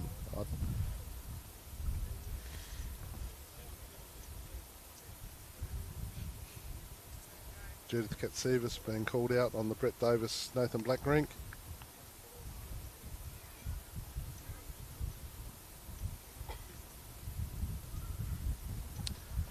And whatever the measure was for, we don't know, but Adelaide won the end.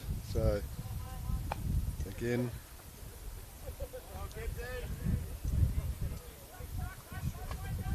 couple of shots by the look of it. yeah, I'm not really sure. Charlie's. And we're 19-3 down now to 21-3. No, I think they were 21 before that measure. So I reckon there's another score to add on. Charlie went to do it, and then I don't think he knew how many shots there were. In the meantime, what did Scott do there?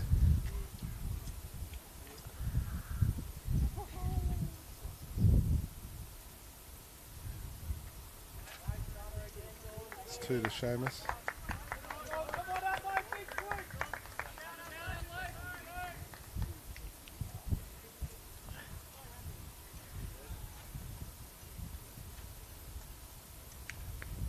Well, Seamus walked up to the head carrying his bowl, and then handed it to Tony Trelaw so he could do the fingers. So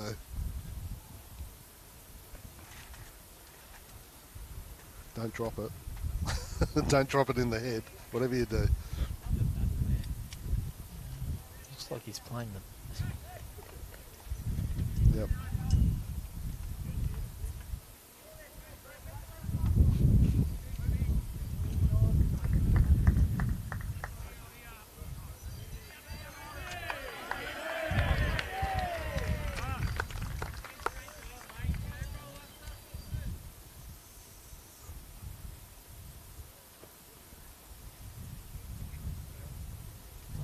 Forehand. Pretty good area. Just ducking across the head slightly. Yeah. Well, they're taking one out, and they're going to put a tape on for 2, I reckon, unless Patrick concedes it. Sorry, Cooper concedes it. He's not giving it away without a look. Okay, in the meantime, Sam Dittrich, John O'Voigt, 13 all. And I think, is Mitch 16-7 up against Corey? I can't see that side of the scoreboard.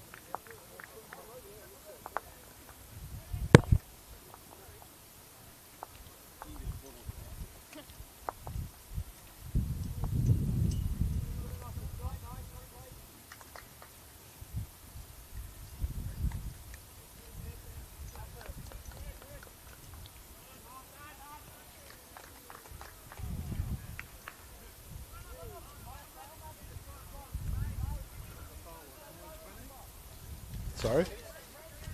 I think it's 8:20. Oh no, 9:20. You're right. Was it 2 then? 9:20.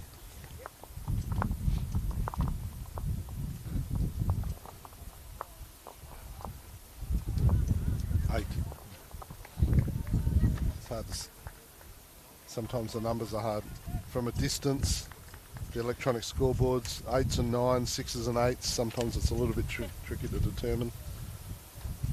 It could work. It could be 8.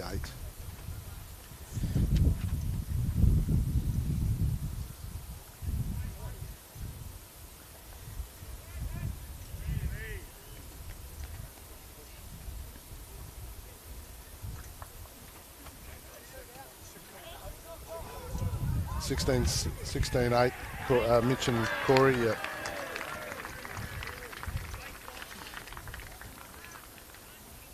All right, well, Pete Schofield's had a bit of a rush of blood. They've gone longer, and I think his first one's gone in the ditch. Well, actually, Pete put his first a kiddie roll into the ditch. Oh, okay. Gave it to Adelaide. And Adelaide's Patrick's gone long. Yep.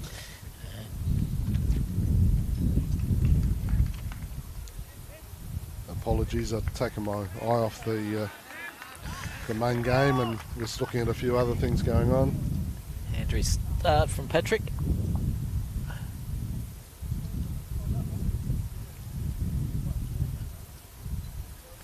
Yeah, very nice start from Patrick. That's obviously his length going down breeze. Yeah, pretty good correction here from Peter. Yeah, nice shot by Pete. It's going to sit Patrick's bowl or just run through. Anyway, good, very good second wood.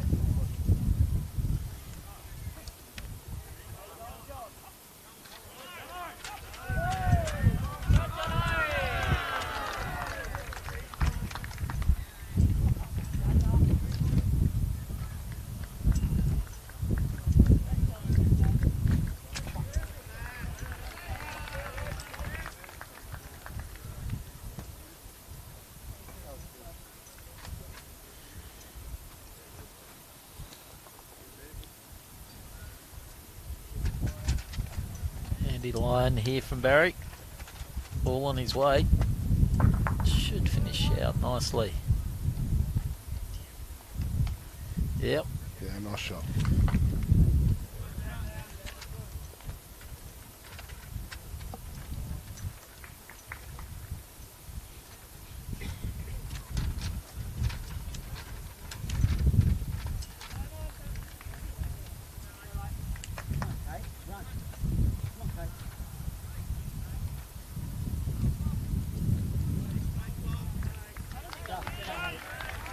Great ball from Kate. Yeah, nice shot.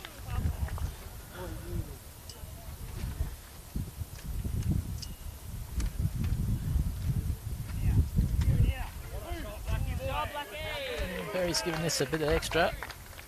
It's a little sider. Might have numero uno here. Yeah, brilliant ball.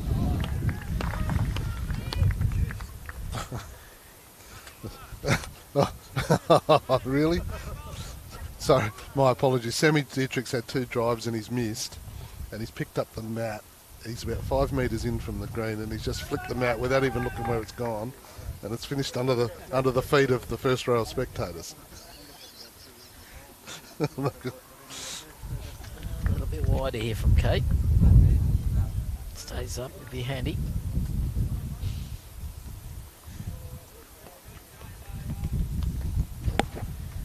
It was a very good head.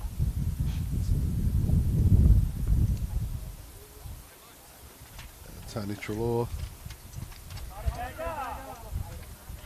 Is this going to slide back, or is it just going to hold out? Hold out. Yeah. Just looking from side on, it looked to have a bit more on it than just draw weight, and they just don't turn.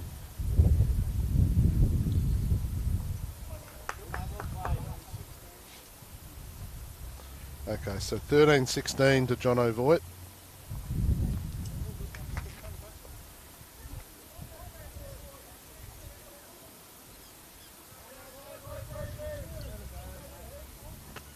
Get that one changed, Mike. 13-16. Nathan's 21-3. It's been there for a while. Great effort there from keeper. Yep. So Tony Trelaw, I'm not sure what weight he was called, but he was a bit heavy with the first one. If it was just a draw, if it was to move stuff, he just was a bit wide for the shot. Just matching those Adelaide bowls just behind Jack High. Oh no, he played the backhand. He played the backhand, and it took a bit of weight off, and the breeze just took it away, which is just so easy for it to happen here.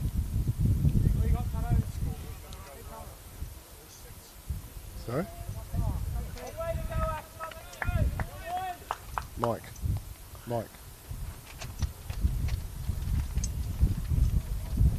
Get that one changed. Just get that changed. Yeah. I'll just wait for that one as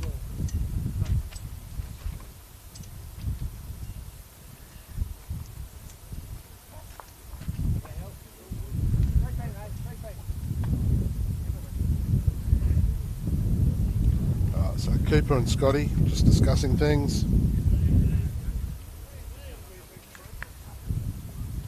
Ring 3, 21-3, that's been changed. It's just ring 1 and 4 need to be updated. It's 20 to 9, 20 to 8 and 13-16. Yeah. Cooper being asked to play with a bit of weight, and he's missed everything, unfortunately.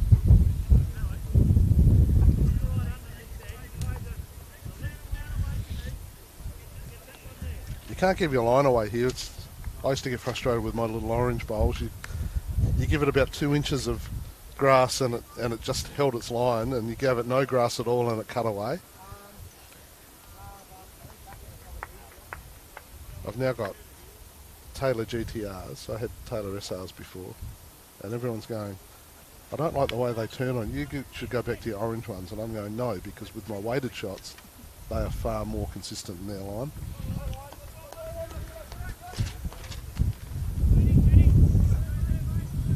Now, what's Seamus done here? I don't think he's here. No. He's not here at all. No. Definitely struggling into the breeze, like I said. That would be a discipline. Yeah, look, it's just tricky. When you throw it out on the wide hand, you can feel the breeze coming over your shoulder, and you go, I'm going to throw it out wide and let the breeze do the work. And if you don't release it, it just it dies on you. And then the opposite happens if you give it a little bit too much. It just plays straight through the wind. And now Scotty playing with weight. It's got Kitty. Got the Bang. Kitty in the ditch.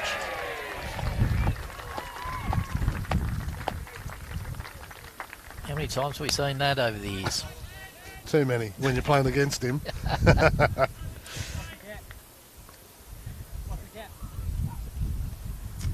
Especially when he's in front. Yep.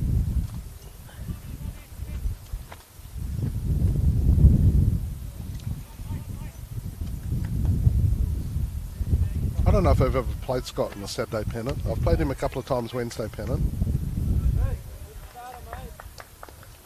And one singles game when he knocked me out of the Adelaide Masters, but yeah. Pretty good effort here from Seamus. Yeah, lovely shot by Seamus.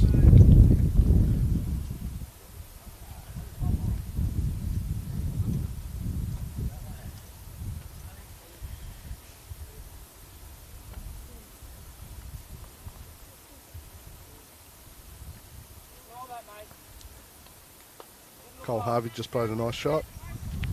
Turned a couple of bowls over to get shot for Sammy Dietrich. Now Scotty, he's just drawing on the backhand, trying to add to the count. And I think he's gone a bit too heavy. Is he going to roll in, or is he going to sit? Sit. Oh, he sat. How many times have you seen that? Yeah, more often than putting the kitty in the ditch. He's just superb. Two absolutely magnificent shots. And then he's waving at the crowd. He's got a fan base on. Who are the boys in the dark blue? They're all Adelaide guys. Are they Adelaide guys? Yeah. Well, there's a bit of a fan base sitting in the northeast corner of the green, and he gave them a bit of a wave and got a wave back in return. Yep.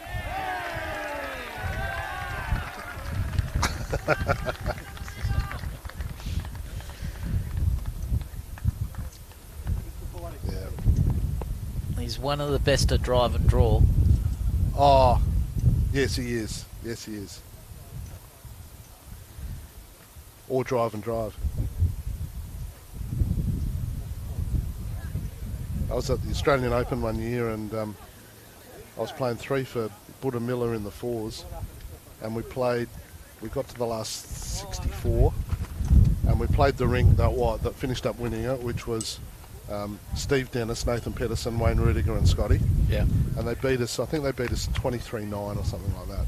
And the next match, they were playing some guys from New South Wales, and they won 31-8 ridiculous. Like, and people were watching. This is at Broadbeach, and people were watching, and a lot of the interstate people didn't know who these guys were. Yep. And there was one end where the kitty got moved near the boundary line, and Scott said to Wayne Rudiger, "Who's holding the tee?" And Wayne goes, "Well, they are, but we've got the next 5." So Scotty's first bowl, he drove their tee bowl out, and then with his second bowl, he drove the kitty out of bounds, and it got respotted for 5. And people were going, "Who are these guys?" And we were going, "Well, they're the best players in South Australia. That's who they are." Yeah. That was the time before BPL. That was before BPL. Well, yeah. That was back in about 2000 well, that was the first year I went up, 2015. Okay. Yeah, so 8-9 years ago. Yeah. Or 10 years ago now.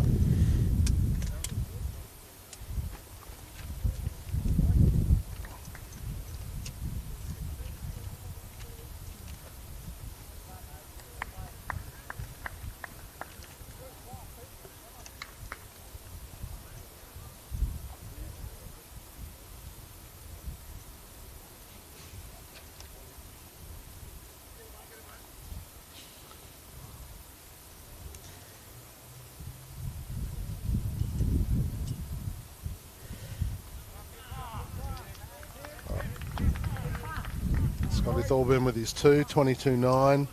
So that takes Adelaide out to about a 27-shot lead. And we're 57 ends in. So if Ascot Park don't see something quick, it's all over, I think.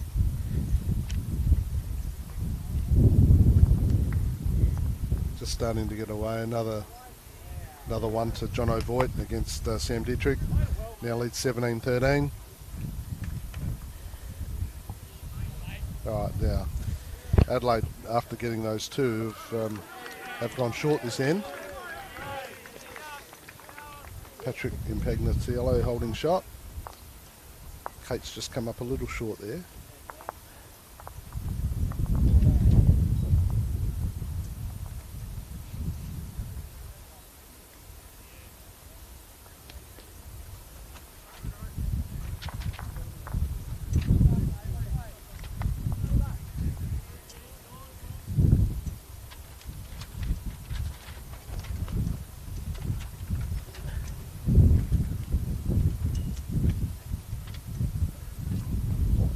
Brett Davis just played a drive, didn't quite come off, not sure what happened.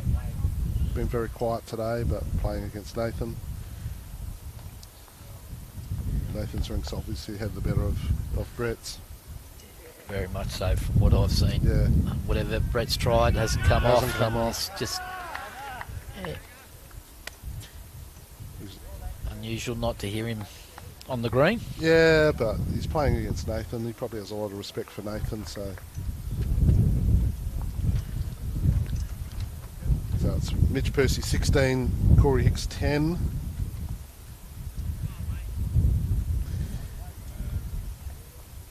Cooper played another fine shot. Yeah, nice shot by Cooper. He's enjoyed that. He's had a pretty good game, Cooper. Yep. Pretty much stayed on that hand. Yeah. Whole way through. And if Kate hasn't done it, Cooper has. Yeah. Yeah. Scotty's the obvious leader of this team, and all day he keeps looking across at the other scoreboards,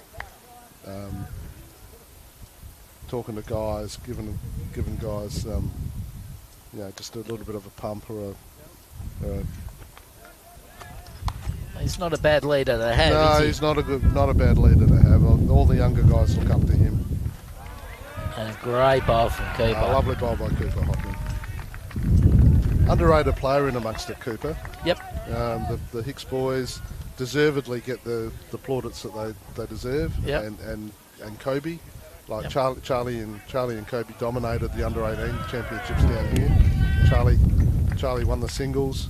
Him and Kobe won the pairs. The two of them with Liam Coe won the triples.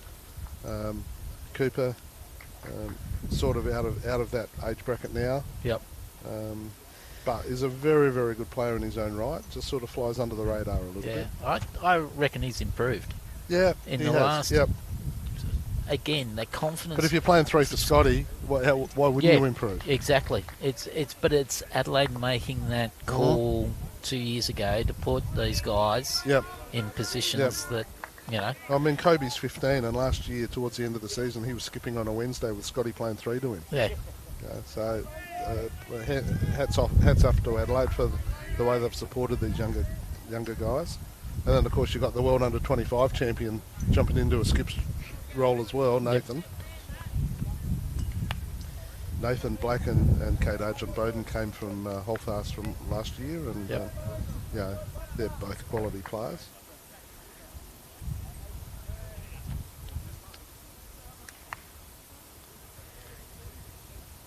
So 23-3, Nathan Black. Just that rink's just been too strong all day. Yeah.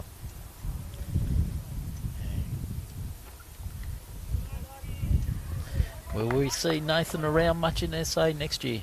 Well, who knows? Who knows? Who knows?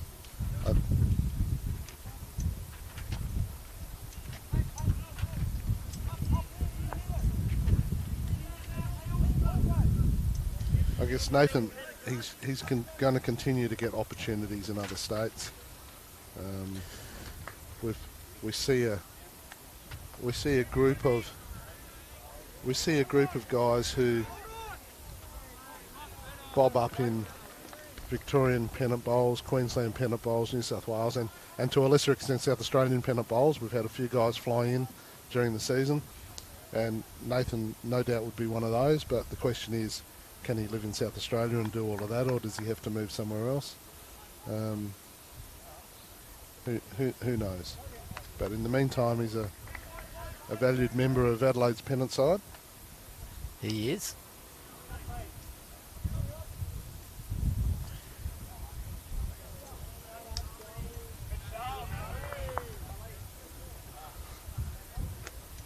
Alright, so Seamus Curtin.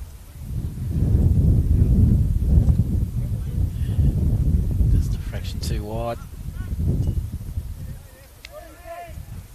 Have a couple of shots.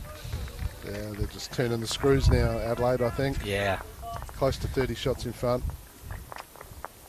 Before the start, I did say Adelaide, but I thought it would probably be about maybe a dozen shots. Yeah. But the dominance of both Nathan Black's rink and Scotty's is... which we talked about at the start before as well. Yeah. As, you know, Scotty's had a very good year from the games that I saw and everything like that. That ring dominated. Yeah. When they had wins, they had big wins. Yeah. Like once we knew the matchups, we both thought that the John O'Voigt Sam Dietrich would probably be a pretty even contest, and the same with Corey and Mitch. Although Sam Denton and Mitch as a back end have probably got a little bit more experience than Kobe and Corey. And we said similar with Charlie Hicks has been in such sensational form that him and Nathan as a back end combination. But don't take it away from the Sheridan and James Bodner. Yeah. They've had a very good game today.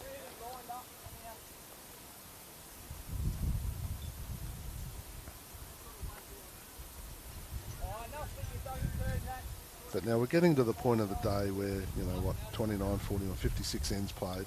2/3 of the game's constituted. Yep. 1/3 of a match to resurrect a 28 shot deficit, 27 shot deficit.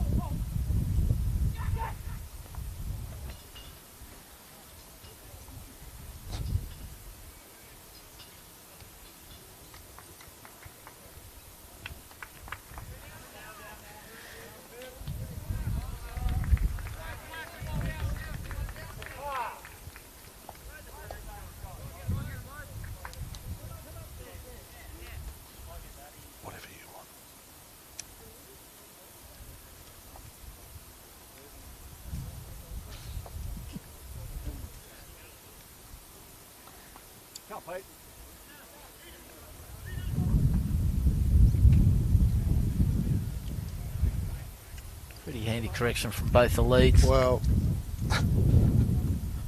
it is. I'm sorry. My apologies. I was looking at ring 4. Sam Dietrich played a great shot, did not get a result, and Cole Harvey threw his towel on the ground, and I'm going, is that the white towel conceding defeat? Very unlucky.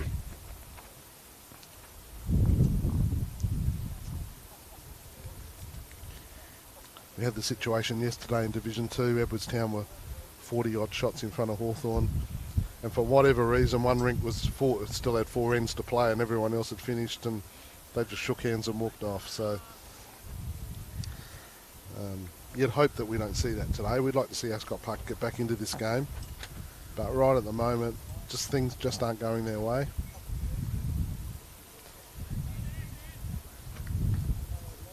So Kate likes this one. She's chasing this one down. A little bit too heavy.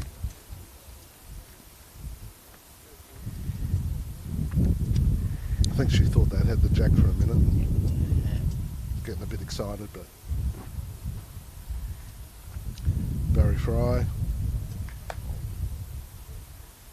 Just a little bit narrow, but he's got a little rub off a bowl. Set for shot.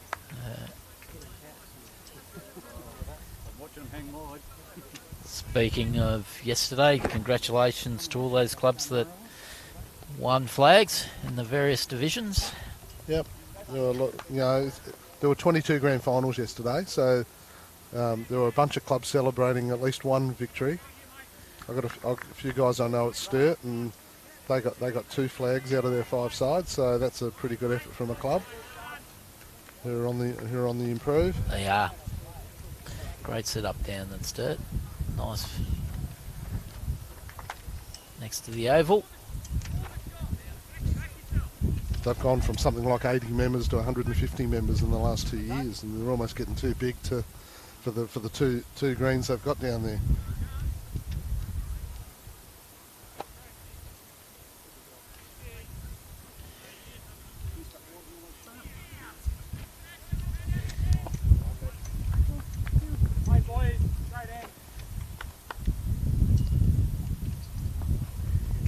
Area again, maybe just his speed this time. Yeah, Scotty's clapping it because It's covering better behind than in front. Yeah, Tony Trelaw. Corey, Mitch Percy's leading 16-10. 14, and the rest of them are up to date. No, Scotty's 22-9 from Tony. Scott's 22-9 after 15, I think.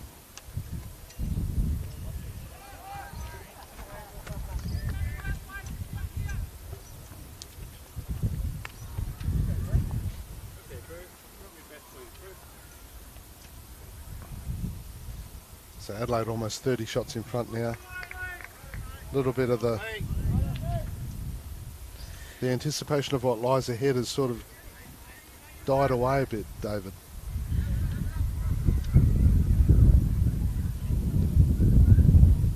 Scott just drifted across the head, went through everything. There's a little bit of an opening here for Ascot. They're currently holding 2. Opportunity of picking up a couple more. Get that across a few rinks and things can change quickly.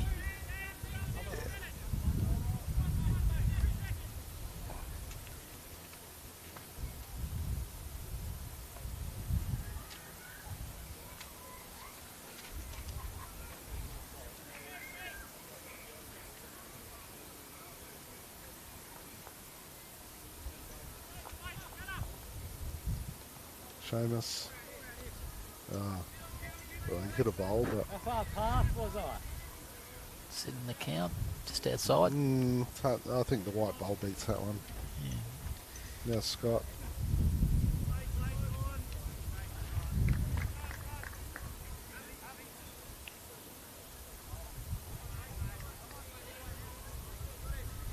Scott's in the area. Just may cut across. bunch another one up. Okay, that's 3. Play to the back wide. All of a sudden, they got an opportunity for.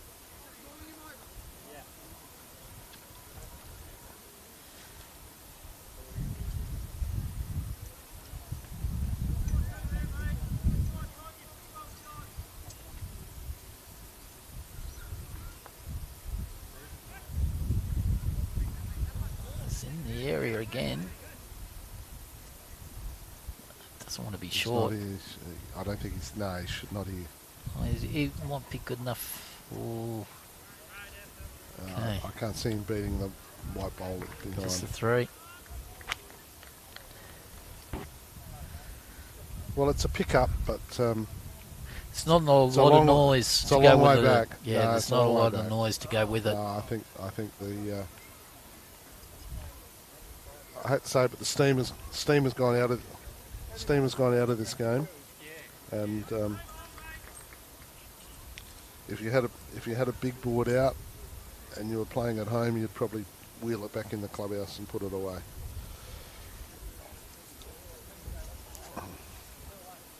Because there's no noise at all anymore.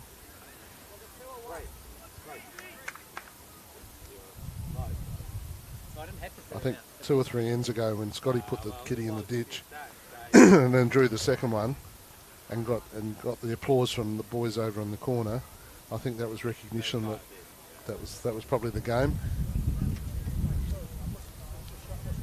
I think it's 16-11. 16-11 on 15.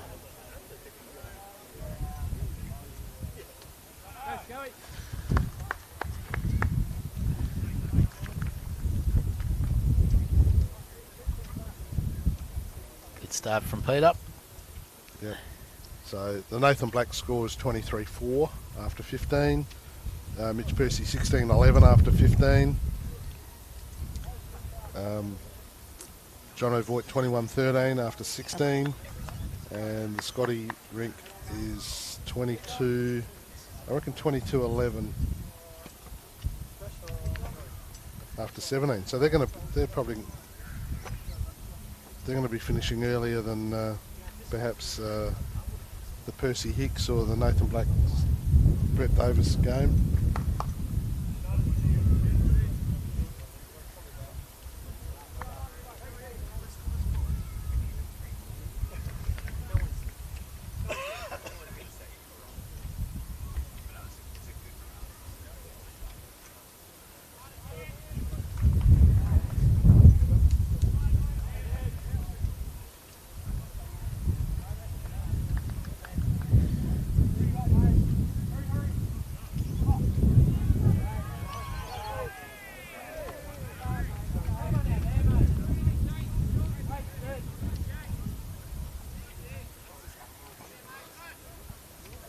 The epitome of a premier skip. Semi-Dittrick, beer in one hand, cigarette in the other, just enjoying his time in the corner while the game goes on.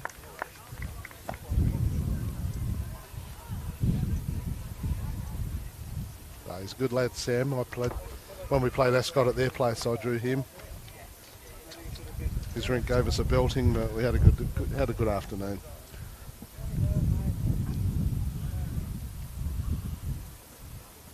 First time in years that I've had a beer before the game was finished. All right.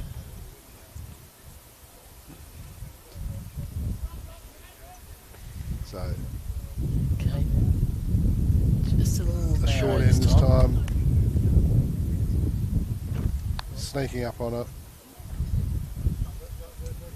I think the Peter Schofield bowl shot. Yeah. Patrick Secondwood. Now Tony Trelaw.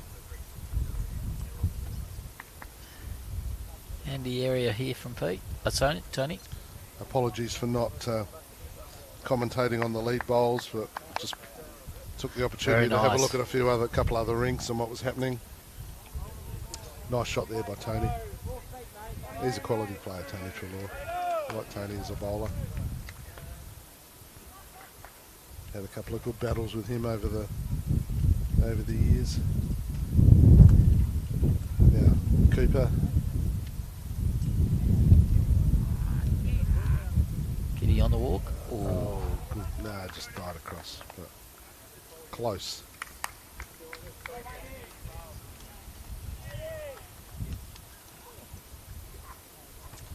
Yeah, when you're commentating on the game that's furthest away from you, you get distracted by looking at the games that are closer to you. Yeah, another nice bowl here for Tony. Nice shot, Tony.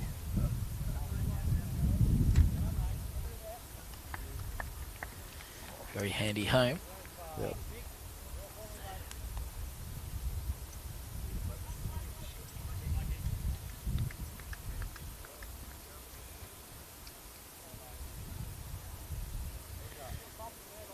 A good shot here by Cooper.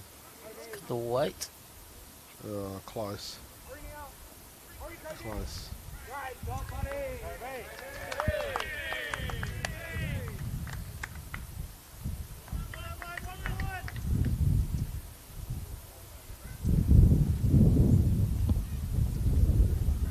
Good.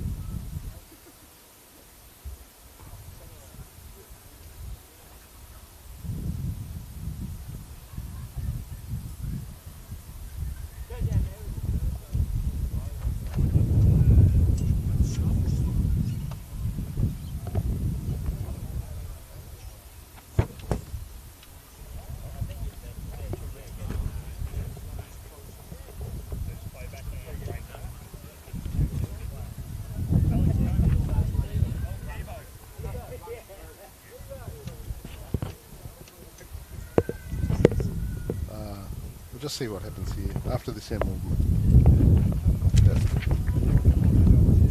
Yep. Well, Scotty's come through. He's disturbed the front pack. He's turned one over. It's hard to say who's got shot now. The kitty's a bit obscured from us. From side on, it looks like that bowl that got pushed up is close.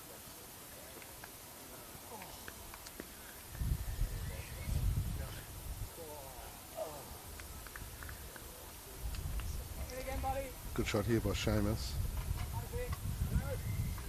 Close. Yeah, that is the shot, I reckon. Keep Angles a couple of down. Angles are funny. Okay. Yep.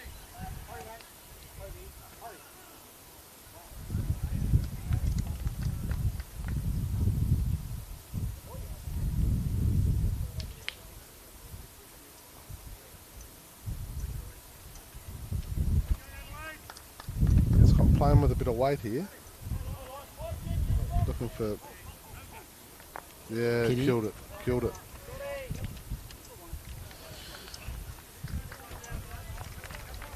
First kill of the day.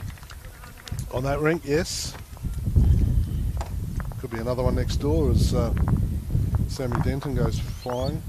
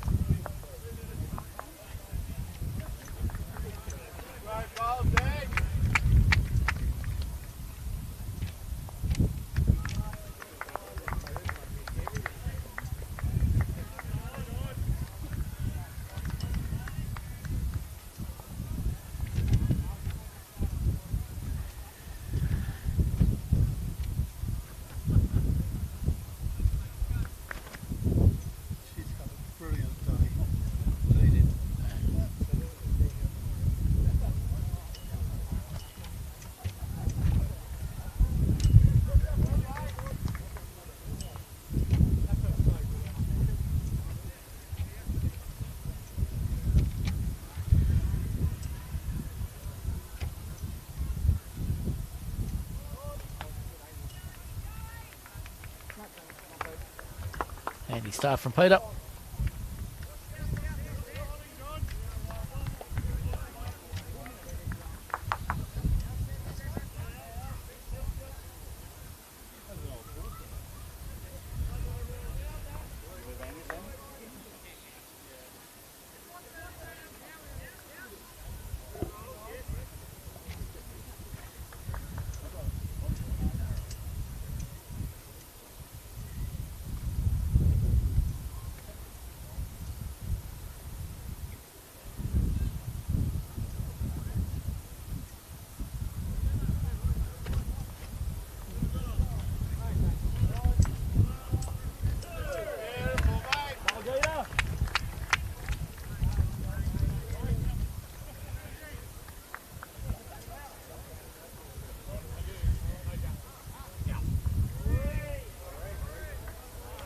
Patrick just looking at beating his own.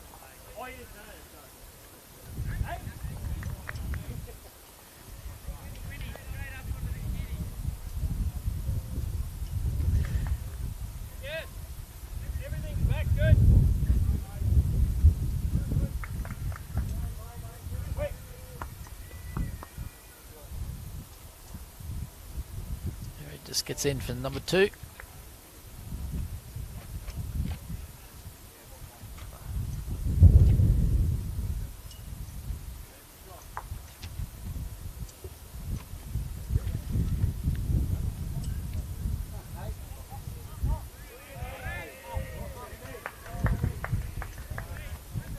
Very nice bowl from Kate. Played that hand very well today.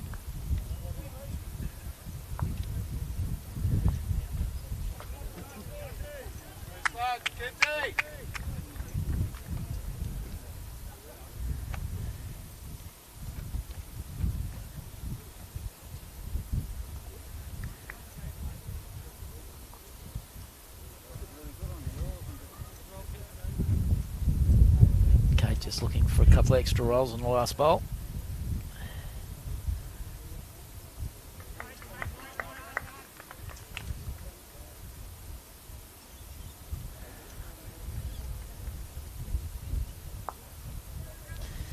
Could be a bit of a nuisance value, that bowl.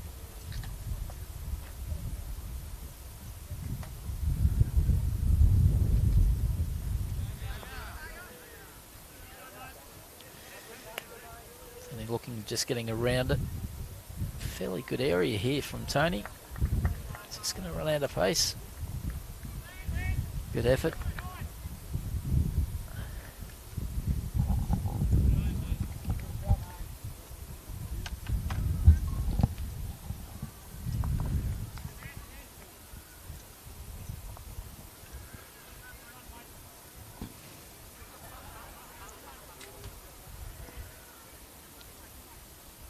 Nice area from here from Cooper.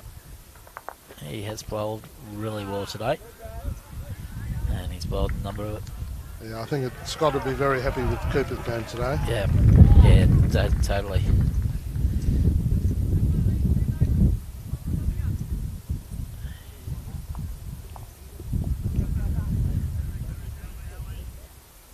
Tony Trelaw's bowled pretty well as well for Ascot, but I think the front end overall. Yeah, the 1, 2, 3. Yeah. Early, I think Patrick was probably beaten by Peter Schofield, but they've probably been 50-50 since then. Kate's probably come into it a little bit more in the second half of the game. Yep. And then Cooper's added when he's had the opportunity, and he's cut it back when he's had the opportunity. Yeah, so yeah, he's had a good game. Yeah.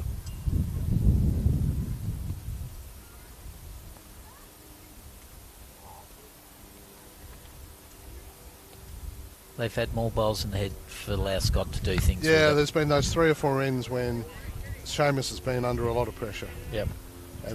And there hasn't really been an end when Scott's been under a real lot of pressure. There's been a couple where he's 2 or 3 down, but there's been shots there for him to play. Yep.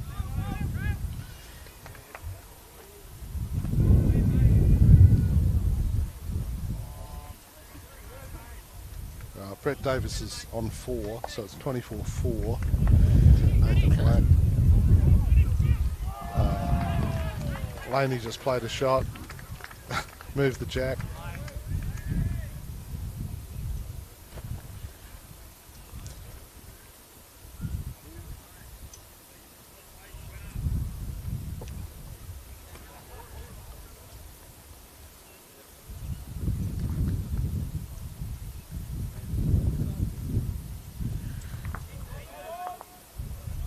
Scott in the area again. Yep.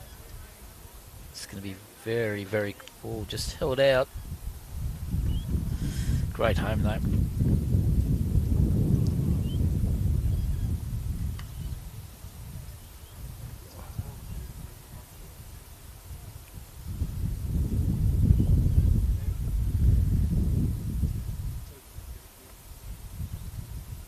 Just needs this to travel.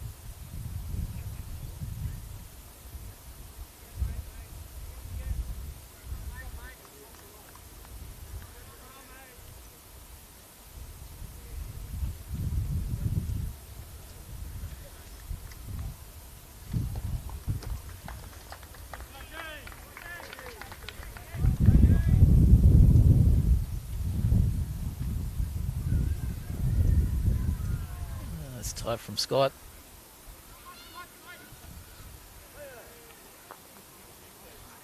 Well, what happened there? He's hit the pack and the bowl's rolled up. Don't think it changed too much. I think he had two there anyway. Yep. Well, do we want to switch across and pick up the Mitch Percy Corey Hicks rink, which seems to be the closest one of the day? Yep. Might move to rink 2. Move the cameras to rink 2, and we'll go Mitch Percy and Corey.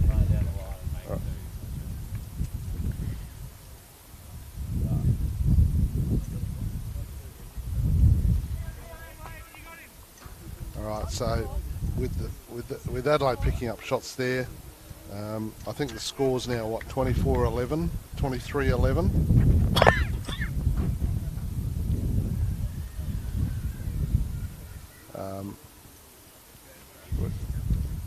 We're going to go across to the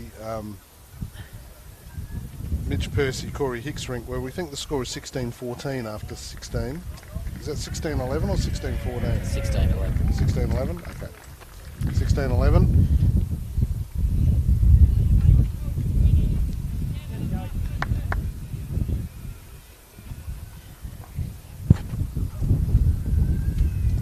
No doubt we'll upset a few people who are sitting behind ring 2, and suddenly a camera will be in front of them, but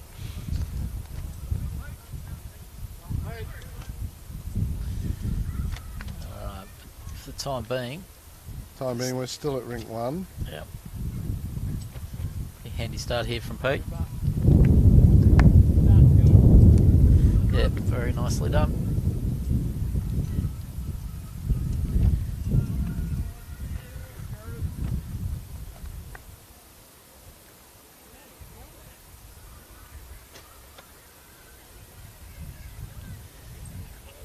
Great correction here from Patrick. Very nicely done. Yeah, nice shot. Good reply. Good correction.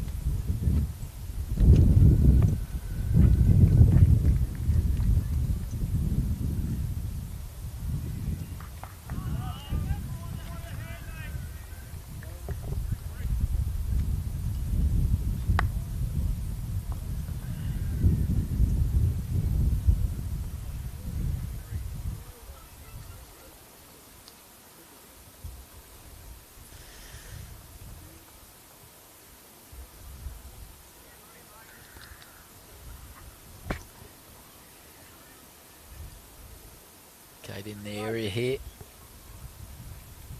Yeah, nice shot by Kate. Very nicely done. Yeah, good shot.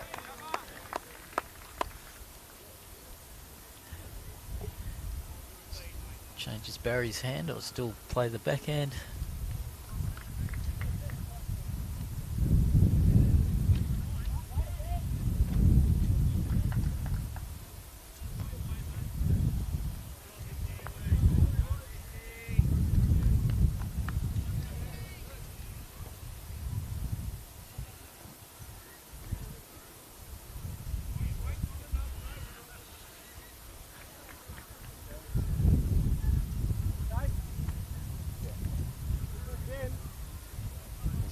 Corellas. What?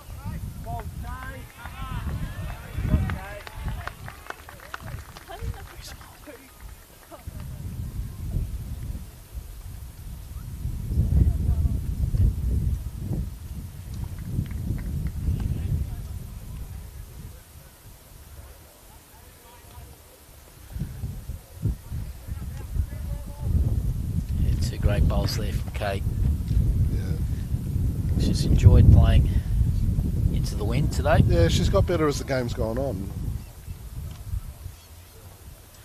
By her standards, perhaps not little bit scratchy to start with, but yeah, she's just attuned to the wind conditions and got to wait. Keeper's in the area again. Yeah, he is. Any movement of Kitty here?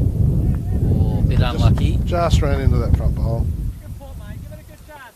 Get down here. Now Tony.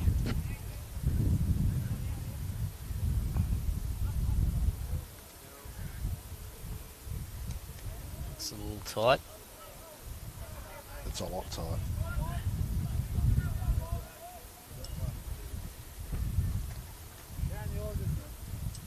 Right now, Cooper with his second one.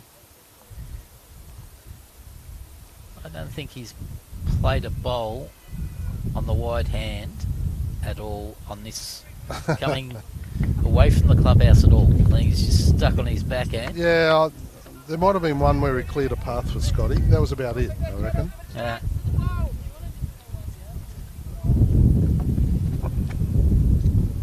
Now, and the wind's now at its strongest it's been all day, I think.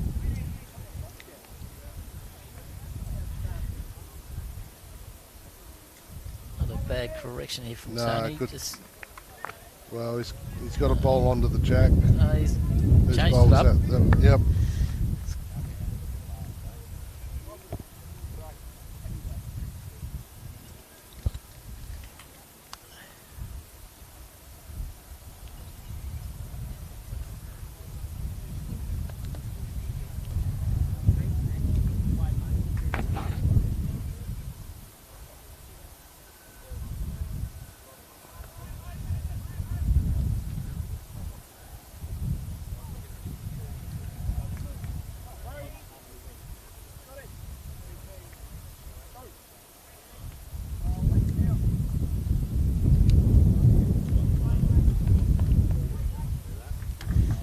Seamus looking at playing the wide hand, I'd imagine.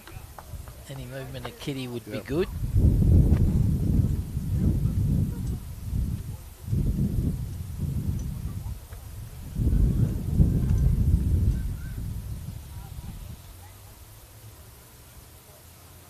Come on, Cole. Hello, ball hard.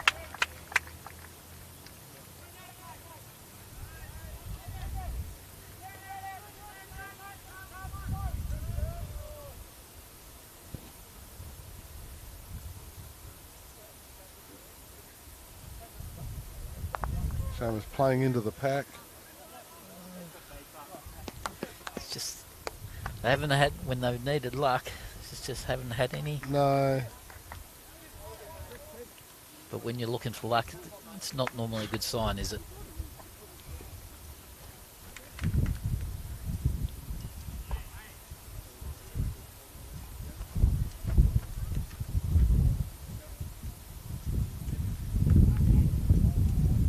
Scott with his last bowl. It's in the area. Two good bowls, Cole.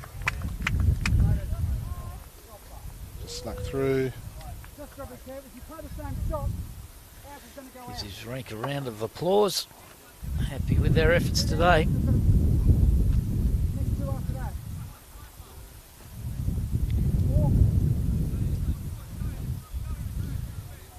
They've just had those few ends where they've all got on and the Ascot players have missed. Yeah, And it's put Seamus under the pump. but even there, you know, Scotty just misses. You know, Yep, perfect covering bowl. yep.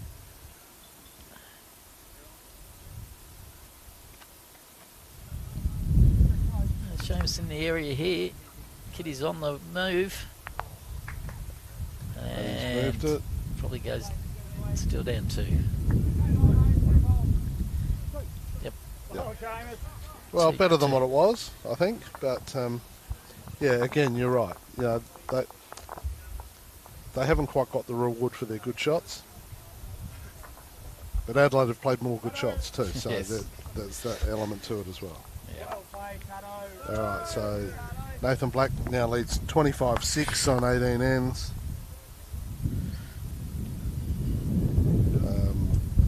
All right, so we've just switched Joe over. Voigt 23-15. We're switching over to the to the Mitch Percy Corey Hicks rink because that's the closest game we've got. 18-11. And also showcase some of the young talent that is in South Australia in Young Kobe Jarman and Corey himself. Yep.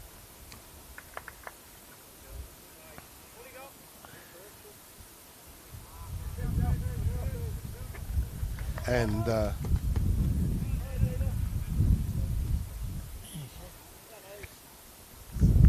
Sam gave that away and it's ended up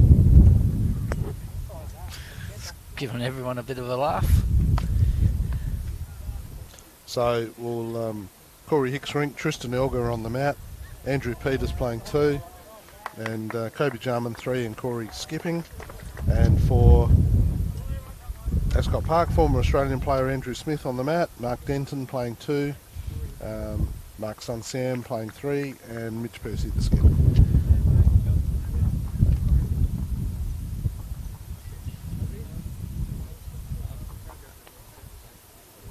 And Sam Dittrich just picking up a number, a 3, so it's 18-23, the top rink. 6:25 next door, 18-11, and the Scotty Thorburn rink I think is 24-9. So we've got we know that Mark Denton's are the burnt orange bowls and Sam Denton's are the yellows. Sam's just bowled a bomb. Sam's just played a very nice shot. Right out the Adelaide's closest bowl. And now, Kobe's young Kobe is licensed to smack him. It's close here. It's got Kitty. Yeah, good shot by Kobe. Oh, I guess that. Yeah, and perhaps has got a little bit of luck. Kobe, the youngest member of the team, has given the team talk a couple of times during the season and been pretty inspiring apparently. They've been amusing to hear. Fired anyone up. I think Think of Ron Barassi and Neil Curley and you're halfway there. Yep. I reckon you're pretty...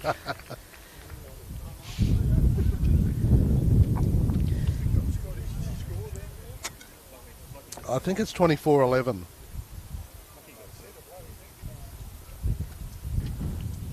Yeah, we're trying to work out the Scott Thorburn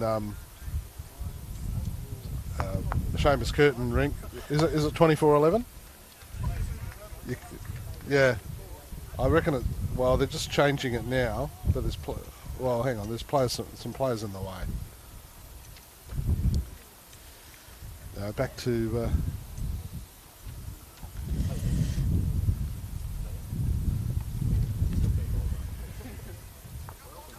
Corey Hicks. Corey. Using XGs, size 4. It's in a pretty good area here. Just needs to travel. Just come up a bit short. Mitch had a bit of a drive with his first one. Yeah, Mitch isn't shy on having a bit of a run at the bowls. Got rid of his closest 2 bowls. He replaced it.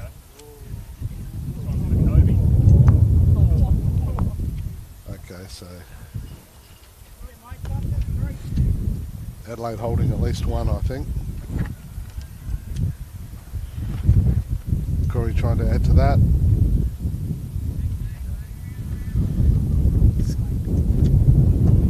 Don't think he's there. Oh, they roll on it a little bit, but again... They do, but against the breeze, it yeah. just always looked like it was going to be a little bit short.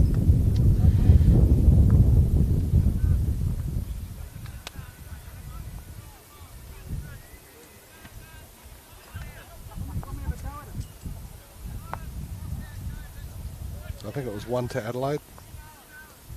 Andrew Peters just changing the board. No, I thought it was 14 before. I reckon it's 18-15 to Mitch Percy. We couldn't tell if it was an 11 or a 14 from the side angle, but they put 1 up, and I'm sure it's now 15. So 18-15 to Corey, to Mitch against Corey. after 18 ends.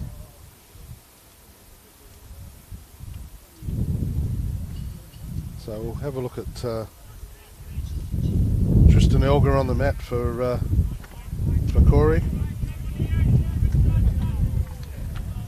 And unfortunately he's come up a bit short with that one.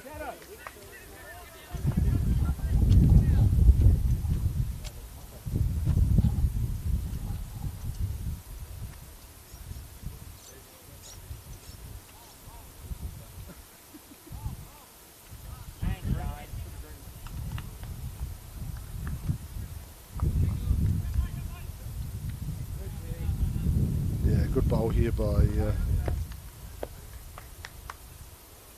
Andrew Smith.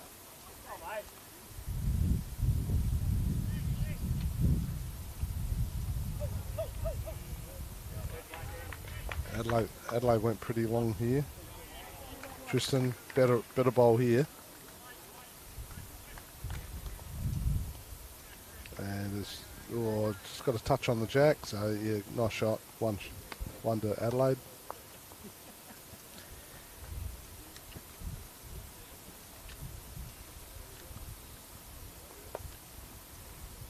We were talking before, David, about, before the telecast, about this being a standalone grand final. The MBA of the Metropolitan Bowls Association have decided to go with Premier being played on the Sunday, all the other grand finals on Saturdays. I guess there's some pros and cons about it being a standalone game. You were floating the idea earlier about maybe yesterday we had Division 1, Division 2, maybe starting them earlier and playing the Premier on the same day afterwards. I guess there's some good reasons to do it, and there's perhaps a couple of reasons not to do it. Yeah, just wondering to get people's thoughts out there on whether have a standalone grand final as Premier League on a Saturday, which I think is what maybe MBA are looking at doing, or doing something similar to Victoria and having basically starting Div 1, Div 2 and whoever else is at the club starting sort of around 11:30, and then Premier League later that afternoon. Wondering what everyone's thoughts are out there, those guys who play and don't play. Be interesting to get everyone's thoughts on that. I think the Sunday game makes it a bit tough on the workers, especially if you want to celebrate. Perhaps you play all the other grand finals on one weekend and one Saturday, and then the Premier League is the following Saturday rather than the next day. I guess if you played all of them on the same day but the Premier was later, would you get people who played grand finals at other venues coming to watch? Or if a club had, say, 3 teams in grand finals, would they stick around and watch the Premier, or would they go back to their club and celebrate whoever had won? Would you have a there's Premier League game on that Saturday, or is it a 2-week gap between finals? Yeah, well, that's maybe a Premier preliminary final on the same day as the other grand finals. And maybe you have that a bit later. And you might have that later in the day, and then you play, and then you. I don't like the idea of Saturday Sunday semi-preliminary at any level, simply because we play 18-week season, which people argue that's too long, whether you think it is too long or not. But we play 18 weeks of home and away, and then the finals are done and dusted in a week and a day. Yep. I'd rather see the final series, the anticipation of it, the promotion of bowls in terms of finals, go on a little bit longer than just 2 weekends. I think it should be at least 3. All our other Pennant days we play semi-finals 1 week, preliminary final the next, and grand final the third. Yep. And I'd like to see that on Saturdays, but there could be an argument where you go, all right, we have the Premier has a week off. Premier plays semi-finals the day others play preliminary.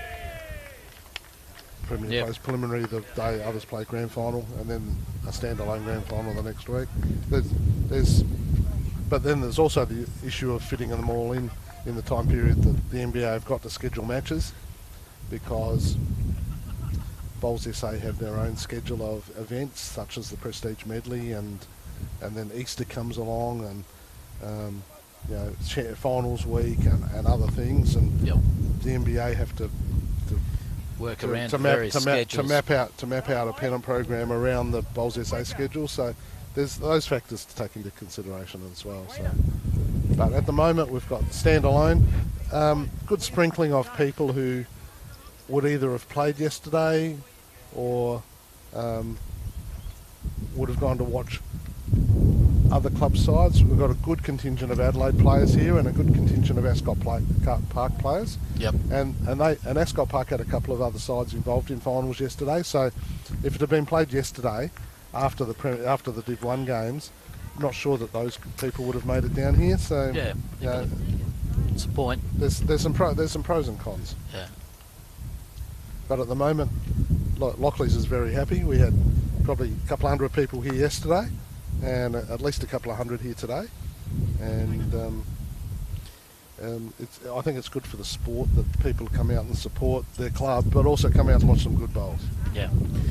You guys did something different with your food yesterday. Well, one of our Stephen Wong is his name, and he's one of our night owlers.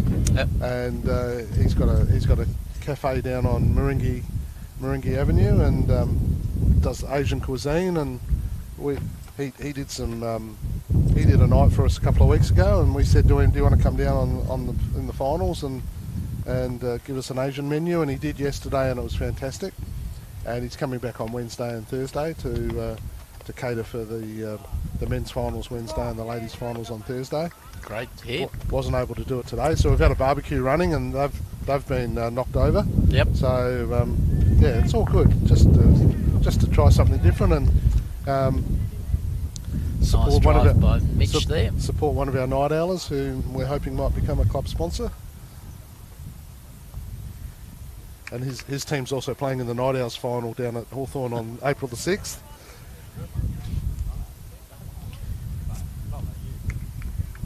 And I hate to say it, they only had 3 regular players, and I said, can you get a 4th? And they asked me to play with them.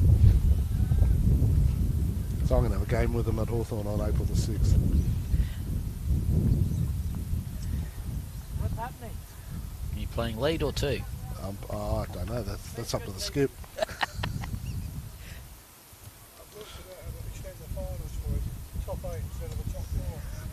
Yeah, top 8. So the top 8 final series and the bottom 2 get relegated. Yeah, okay. So you finish 8th, you could win it, and finish 9th, you're down. All right, we should be focusing on the game. The sting's gone out of this contest, but I guess if you're Mitch or Corey, you still want to win your rink on the day. For sure. Looking for maybe Especially shot if you're Corey. The other 3 rinks look like they're going to win.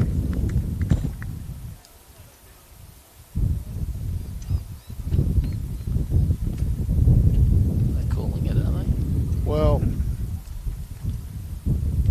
Mitch and Corey have shaken hands.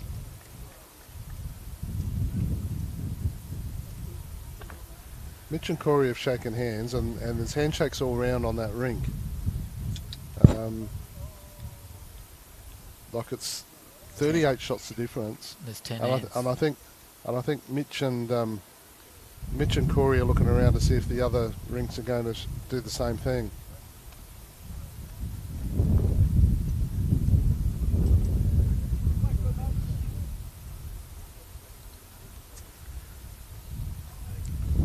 It's always interesting at this time of the day. You know, some people are appreciative of the big board and go, okay, we can't win, let's just shake hands and call it a day. I've seen finals where there's one rink left and it's 10 shots of difference, and they want to play on because we want to win our rink, as if that matters in a grand final or any final. Yeah. Brett Davis has just let one go on the other rink, and I reckon they're going to shake hands as well. They're shaking hands too. Everyone's shaking hands. It's it. So there's obviously been a bit of a chat across the rinks. Brett and Nathan Black are shaking hands. Scotty and They're not are they finishing that end? Or? Yep. No, everyone's done and dusted. Well, not quite done and dusted. Jono and Sam.